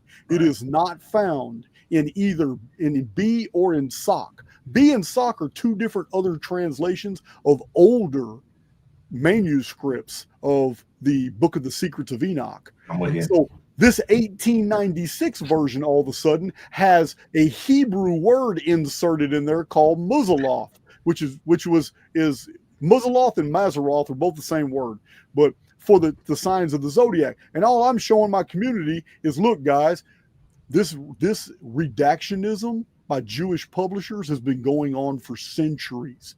The older versions of the Book of the Secrets of Enoch didn't have anything about the zodiac in, but all of a sudden the translations in the 1890s have the Hebrew version of the zodiac in them now. All of a sudden, so yeah, here it is right here. That's what I posted this morning about that. So it's just another link in the chain, but I'm always finding these and shelving them, putting them to the side. Right. Yeah. If something is so ancient, then why are recent versions just now having the words appear in there and the earlier versions don't? Why the deception? Why the deception? Yeah, that happened to me with 2178. I go to Google, type in Euler's number, and it doesn't give you, like, I had to go to a different search engine and type in specifically, because this is the number that's used for like fractional reserve lending, all the banking stuff. Yeah. And this is the same number that gets caught in the loop. Like, yep. See, you can Google 2178, and you're going to come across Euler's number. You're going to come across all kinds of mathematicians and theoretical physicists who have found very unique properties about that number. There's even YouTube videos about the number 2178. You can look it up on YouTube, but no one's ever been able to show you that Archaix demonstration that 2178 is the only number that doesn't collapse. If you Google Euler's number right now, it tells you it's 2.718. Yeah. That's 2178. It's just an iteration. I get it. But yeah, that whole discovery I made with 2178 being the uncollapsible number, when all these numbers are analyzed against themselves as they would be in a hologram, a reflective hologram. Yeah, it shows you perfectly that our arithmetic isn't even real. We're in the anti-arithmetic, and we're actually attached to something real, but we're not there. So what I'm trying to tell you is that Google doesn't want you to know that Euler's number is actually 2178. It tells you it's 2718 is what they tell you. Right. So if I go to I use another search engine to kind of supplement things and find other stuff. It's called brave.com. Yeah. And you got to type it in specifically. And then there's another one. Somebody did something on ResearchGate. They got the correct one in there. But eventually you find, lesser known Euler's number. Like, it's just weird how why the deception was my point. Yeah, man. Especially with that number in particular. I'm of the opinion that our controllers already know the score. They already know that we're in a construct, and I believe that. I mean, the evidence is very clear that they're always communicating to us the truth, and they're doing it through fiction, and it's which is exactly. I mean, look at the parables of Jesus. Every single one of them were untrue. Every single parable was a lie. Right. Not one of those stories were true, but we accept it. Our suspension of disbelief is satisfied because they're parables. They're just instructions they're just teaching points. So we know that he's not telling the truth, and that these are just stories. These are examples, like the parable son, like the prodigal son, my favorite parable. Right. So it's like this world, the greatest truths, because we live in the photo negative of a real reality. The only way to get the closest to the truth is through fiction. Did you ever see the if you take a number and square it, divide by 2 cube, divide by 2 cube, that also gets caught in a loop. What is this? Oh, if you square a number and then divide it by square it and cube it, square it and cube it.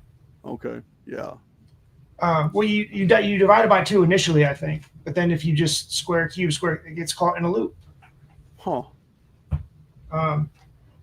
Actually, that was I saw a Terrence Howard one that was like I don't really see it up there, but he was at it was like a smaller one. Yeah. But I'm like, he's showing you the same thing. That was like one thing that I gleaned out of it. Like, I try to pull out whatever I can, even though like a lot of what he might be saying is asinine. Yeah. I just wish Terrence Howard would have mentioned more about Reichenbach and all these greats before him.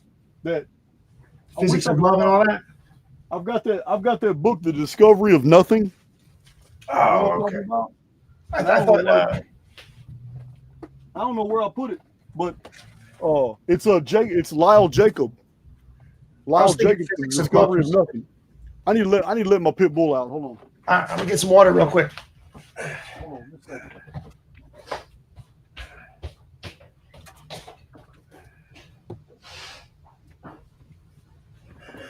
All right. Yeah, I was telling him about the discovery of nothing. I was only discouraged with the guy he was talking about.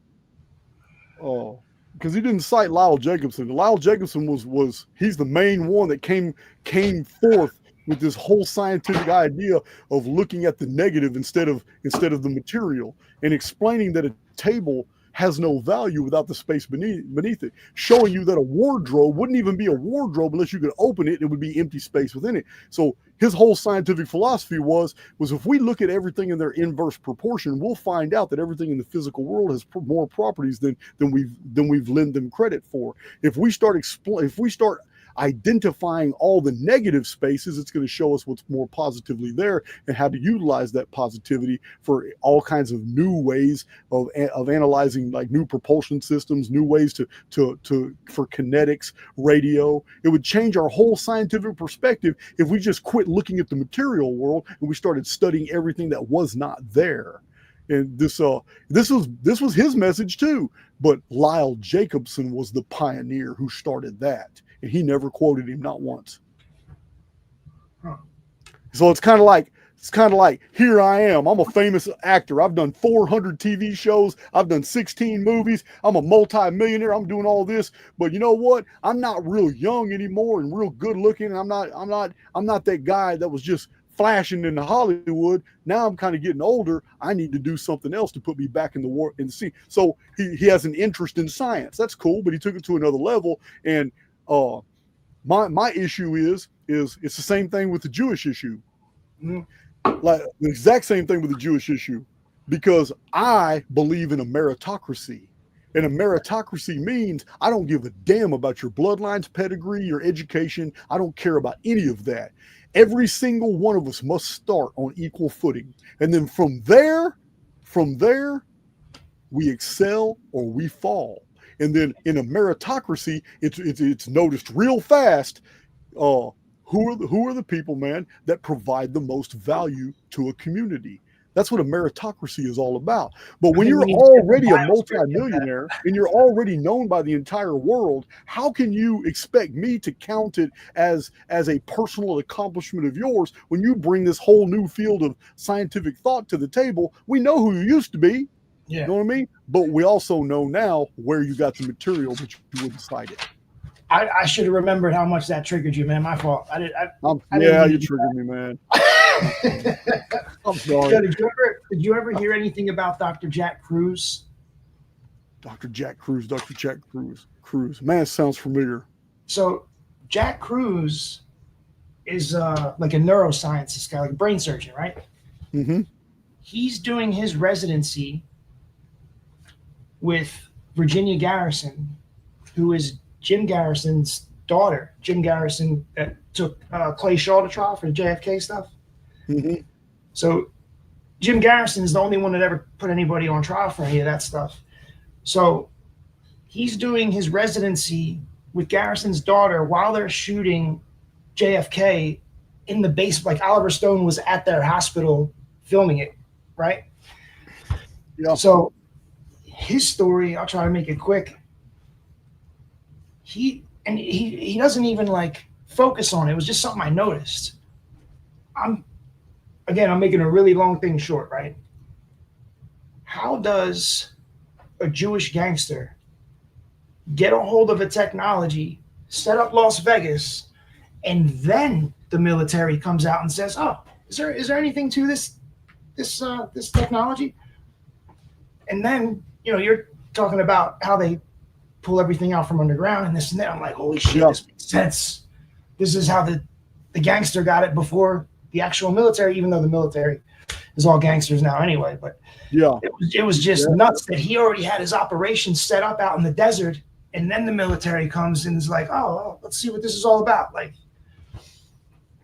yeah, dude, I'm telling you, man, it's like for anybody, if you would just be an unbiased trier of fact, is someone who is willing to sit down.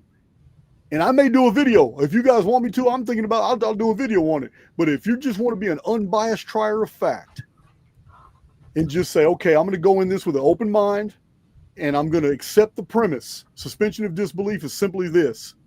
Something very unusual happened in the late 1890s to where a significant amount of very wealthy people hid underground for a while. But when they saw the coast was clear in 1902, they came back up. That's all I want to say. And then I want to provide a list in the video and just go down the list of every single thing that just suddenly appeared in our world in 1902. By the time I got to the end of that video, people's minds would be blown. I think I got a list somewhere, literally like 100 things on it, like Well, Harley, okay. all that stuff. Okay, well, check this out. I didn't know you were doing that type of homework there because I have a pretty extensive list too, and so does Gary Warmerdam. You know, remember him? He did a video about 1902. He did a video about 1902 on my deal. He found things I never saw. And then my 5 1902 videos that are on YouTube, you can go in the comments section and you can just start copying and pasting and making a whole list of all the things people found about 1902. You know what? That might be a really good, interesting discovery. You know what? I'll tell you what. Right now, I'm going to ask the community. If you know of anything that happened in your area that was very unusual or unique, or something just was founded, something started in 1902, then send it to archaixlive@gmail.com. Everything needs to be sent to archaixlive@gmail.com, and we'll add all your stuff to Keith's list, to my list, to Gary Warmerdam's list, and we'll do a 1902 video, and we'll get to the bottom of this shit. We'll go down this whole list, and we'll determine, well, what the hell happened then? Because it's compelling, guys.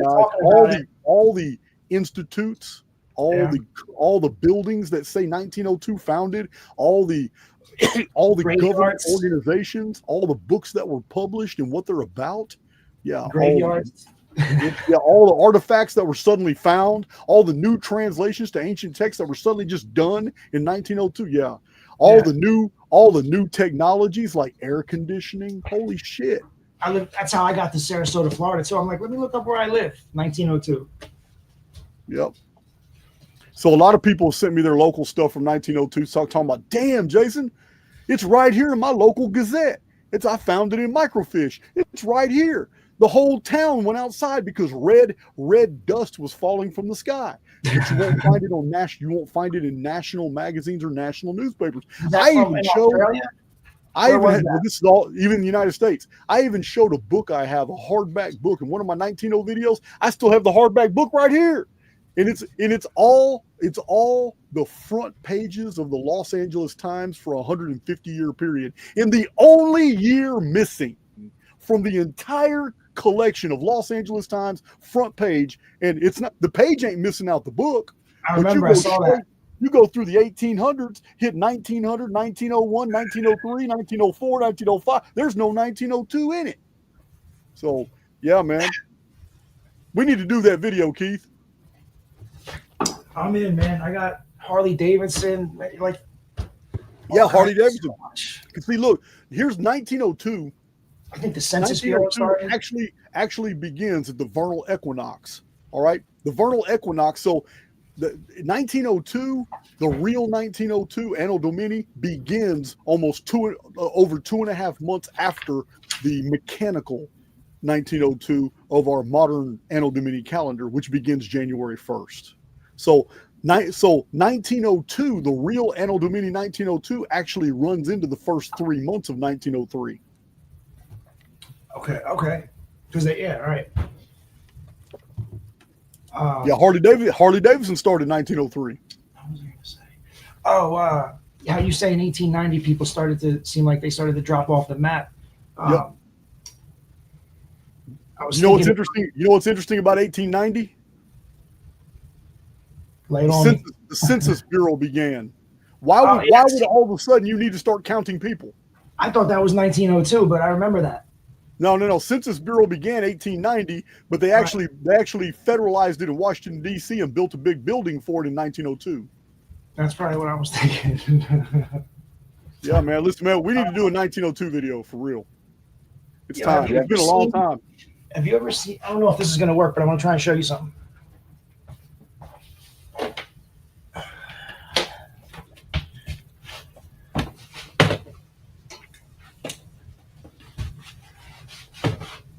Your camera's very clear, but it's just kind of small. Here, check it out.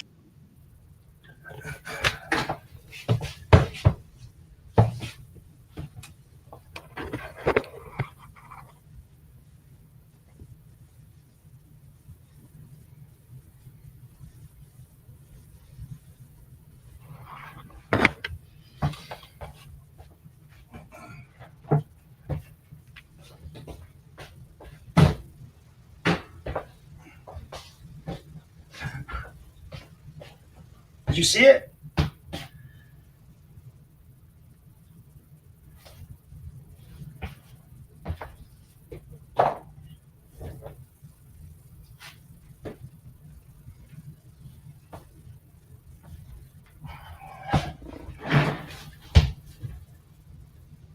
Yeah, man, we need to do a video. We need to do a video on the 1902 deal. We need to put that on the menu. Were you able to see that or no? Yeah, we can see it. I just don't understand what exactly is it showing. So it's the Earth plus the Moon squared. This is kilometers. Okay. Is 1.61, well, 1.617 technically, but that was close enough to 1.618 for me. But it's the Earth, like the Earth and the Moon, going from the center point. Like it's not just like the days of a man's life. It's this too. I mean, but this is just the numbers that they give us for it. You know what I mean? So yeah, I just don't. I'm just not big on the metric system. I'm not convinced yet that I'm not either. Because until I had that one guest on my show recently on the megaliths, I have never seen an ounce of evidence of any value of the metric system at all. Yeah, honestly, man, once I saw, I did it metric system work and it got to 1.618. I didn't even want to. I just left it alone. I didn't even try to convert it. Wow. The hell was I gonna do? Oh, you want to show them some pictures? Yeah, what kind of pictures you got? Well, I sent you the PowerPoint, but I can drive if you don't want to do it. Oh, I don't even know what to say. Don't give me the pushing buttons. I don't understand. I've never shared anybody else's pictures. I might do something wrong. It's just moon, weather phenomena, stuff like that. Oh, we're good. We're good. It's already almost counting up on 2 hours, and I kind of like have other arrangement. Okay. It's involving my stomach. But yeah, man, this is you got me hyped on the 1902 deal, man. I'm thinking oh yeah, if any of you guys got stuff that you want shared with that video, send it to archaixlive@gmail.com because we'll stack them up in there, and then I'll have Keith send me his list, and I'll put it with my list, and then Keith, I'll have you on the show if you want to, and we'll go through the whole list together. All right, I got a couple videos up, but the first one was like 10 months ago, and you can tell from where I'm at that I'm trying to put everything together, and then I did another one. I got some pictures up there. If people like it, I'll put more up. I got a ton of stuff. Okay, yeah, you need to do that. So Ray Strobel's asking for a 1229 video. I do have a video that shows the number 1229 multiple times. As a matter of fact, let me share a chart. Have you ever seen my chart that shows 1229 a lot in it? No. I think most people in my community forget that I have like 700 charts. So yeah, that just came out because of the 201 stuff. That's where I was at with it. So I just wanted to. All right, I'm gonna show you this chart real fast. This is for Ray.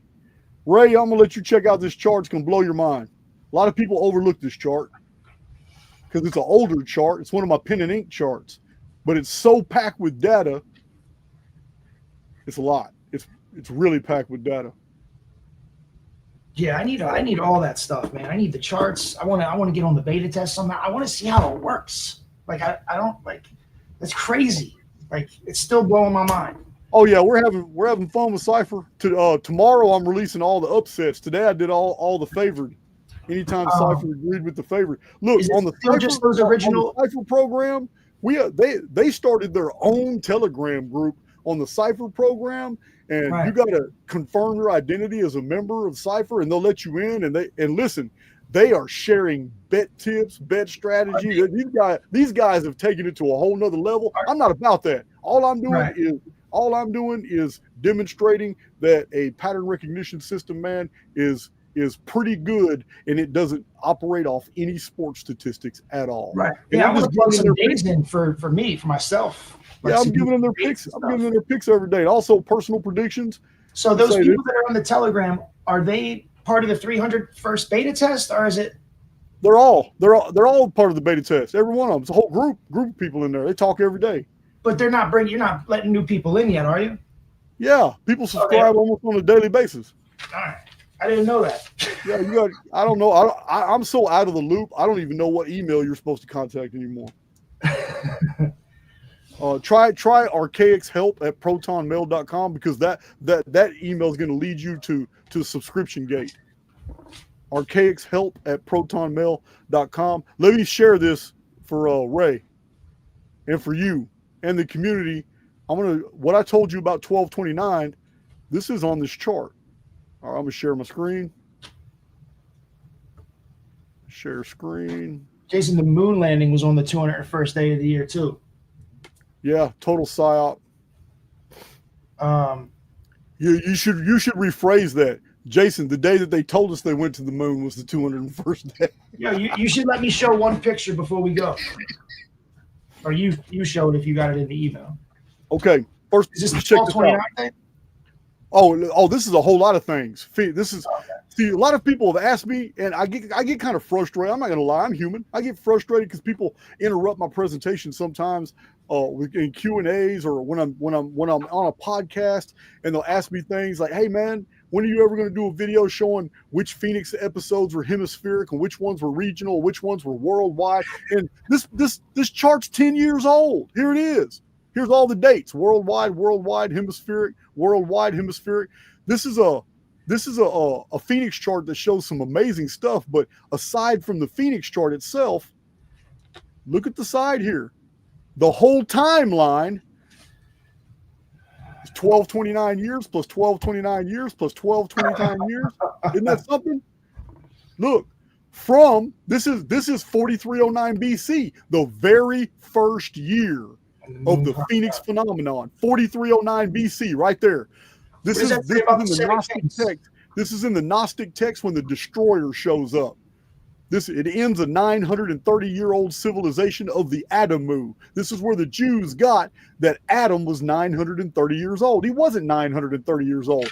What it was the civilization of the Adamu were destroyed in the 930th year. How do we know? Because 930 years earlier is the first year of the Anunnaki nerve system, 5239 BC, right here, that you see on the side. It's the 930th year. That's when the Phoenix phenomenon began. The 930th year, it destroyed the pre-Adamites. These were the Adamu, and this is where the Jews got Adam was killed. Adam died in his 930th year. And in the pseudepigraphical text, it literally says in the book of Jasher that when Adam died, the sun darkened.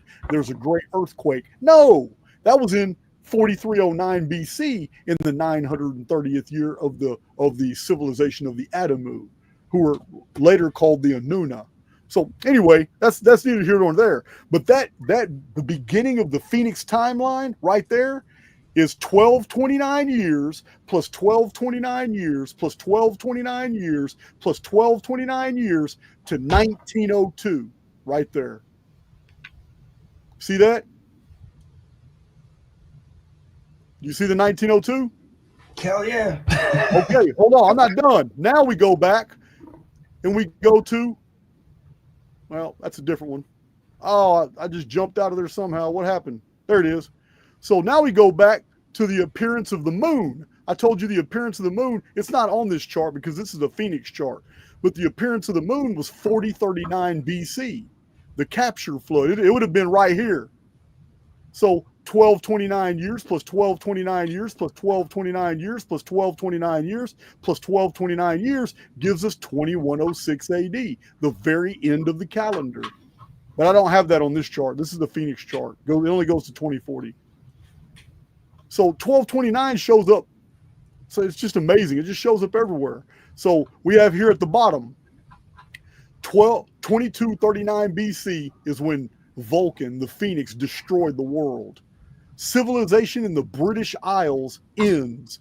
This is 2239 BC. The civilization that built Stonehenge, Durrington Walls, all that massive infrastructure of circles and roads that have been found all over England, Scotland, and Wales was destroyed. In this is Silbury Hill, Newgrange, all that was destroyed in 2239 BC in the British Isles. 1229 years after the flood, Londinium is founded in 1010 BC by the descendants of Troy, who came from Canaan. And then Troy fell in the year 1229 BC, which began 1,229 years till Rome falling in 476 AD. Do you see how crazy this is? So the Georgetown motto, Utrac unum, 2 into 1. Again, that's part of the programming. They don't make their motto that because they're aware of the knowledge. In your opinion, man.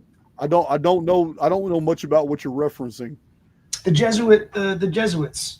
Oh, I don't even know much about them. I mean, I haven't read much, but the Georgetown motto, 2 into 1. It's Utrac unum is Latin for 2 into 1.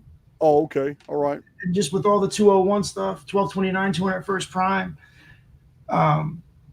We're seeing like there's injury. Like remember the Vinny you probably weren't watching football then, but Vinny Testaverde was a quarterback, and 30 years later, Alex Smith, or 33 years, 3 days, and 3 months, whatever it was, and then Alex Smith has the same injury in the same place, at the same yard line, the same down and distance. Oh, yeah. There's a lot of sports statistics that unfold that way. I'm talking about injuries. Devin Booker and Steve Nash. The owner's wife is in the crowd with a Steve Nash jersey on when he broke his nose, and then 20 years later, Devin Booker, playing for the same team, breaks his nose the night she's got it in the crowd, like the shirt. Wow. I just emailed you a picture. If you want to show them, or if you don't, if you want to, I want you to see it at least. Oh, you have them ready? Yeah, I just sent you one. I have a whole bunch, but I sent you one like that. I wanted you to see. Oh, you sent it to my email? Yeah.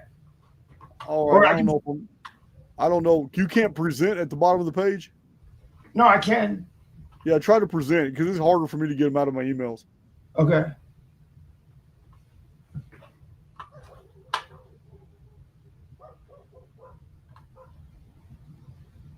It ain't too many people that can talk me out of eating and make my video go longer, man. All right, it's up there. What do I do? Oh, I got it right here. Yeah, I see it. No, I found it. Here it is. All right, now can you zoom up for us?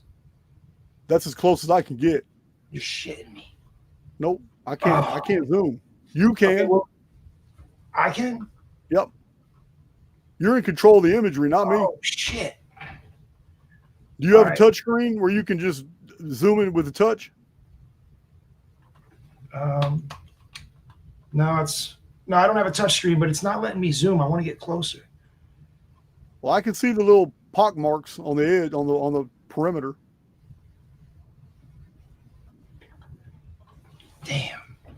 All right. I need you to, after we're done or whatever, but I need you to go to your email and check your email because you'll be able to see closer. Okay. So what are we supposed to be seeing? I just want you to look at it. I don't like, it's crazy. I just need you to see it. Just zoom in, whatever you got to do tonight, just check it out and just go along the rim. Well, hold on. If it's that important, I'm going to go to it right now. All right. Hold on. I'm going to pull it on the screen. Let's get it. Let's see here. And so I've been taking these photos for probably like maybe 3 years. I've been doing it like pretty a little more seriously over the past year or so. One of my emails only has one photo in it. That's all I sent you. Oh shit! It's a bunch of emails. Well, yeah, that was the. Okay. No, that's okay. I just downloaded it. I'm going to show it right now. All right. I'm gonna remove that one. Yeah. Let me find it. Download. Okay, I got it. I got it. Let me share my screen. I'm going to kick that from studio. Oh, no, man, what? See, that's why you're not supposed to ever let me do that, man. I'm trying to remove your image, and I totally kicked you from the studio. I warned him. I warned him, didn't I? So you better not have me doing this stuff. Hey, Keith, you can just click on the same link. Click on the same link from your email. You'll come right back in. I kicked his ass out. Get your ass out of my studio. All right. Let me show that picture. I hope you're listening to the video because you can just click that link and come right back in. Meanwhile, since you ain't going to hang around, let me go and share my screen.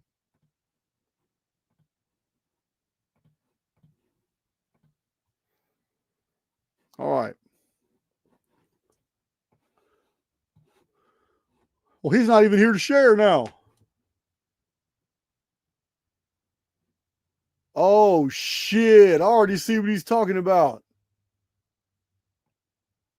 That's a hexagon. These are hexagons. Oh, shit. That is hexameter.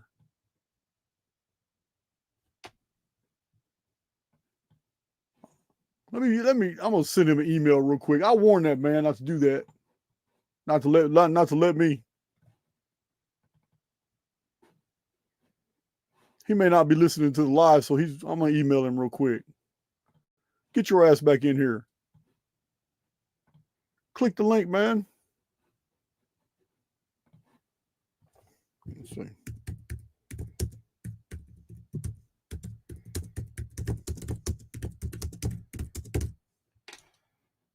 All right. Sent that email to him. Yeah, that's a wild one there. What on earth is that? See if he came back in. Nope. Yeah, I know y'all can see that. I know y'all can see that. Ain't no way that's an impact crater. Going to be flat all the way in the basin like that? No, man. These are just like the one I visited in Arizona, the one in Midland, Texas. Yeah, that's from subsurface pressure burping out. I guess he ain't coming back in. Or he ain't figured it out yet. Look at that. That's a hexagon. That's not even a photograph. And if it is a photograph, that's a hexagon. Some of these other ones look real rectilinear as well on the perimeter. That's the moon. Well, our guest has left the building. Stop sharing. Don't get over here. Keith is a great guest. I'm gonna have him back for the 1902 video. But guys, everything I gotta eat. My dogs are going crazy. Something's happening out there. And I'm about to go get me something to eat.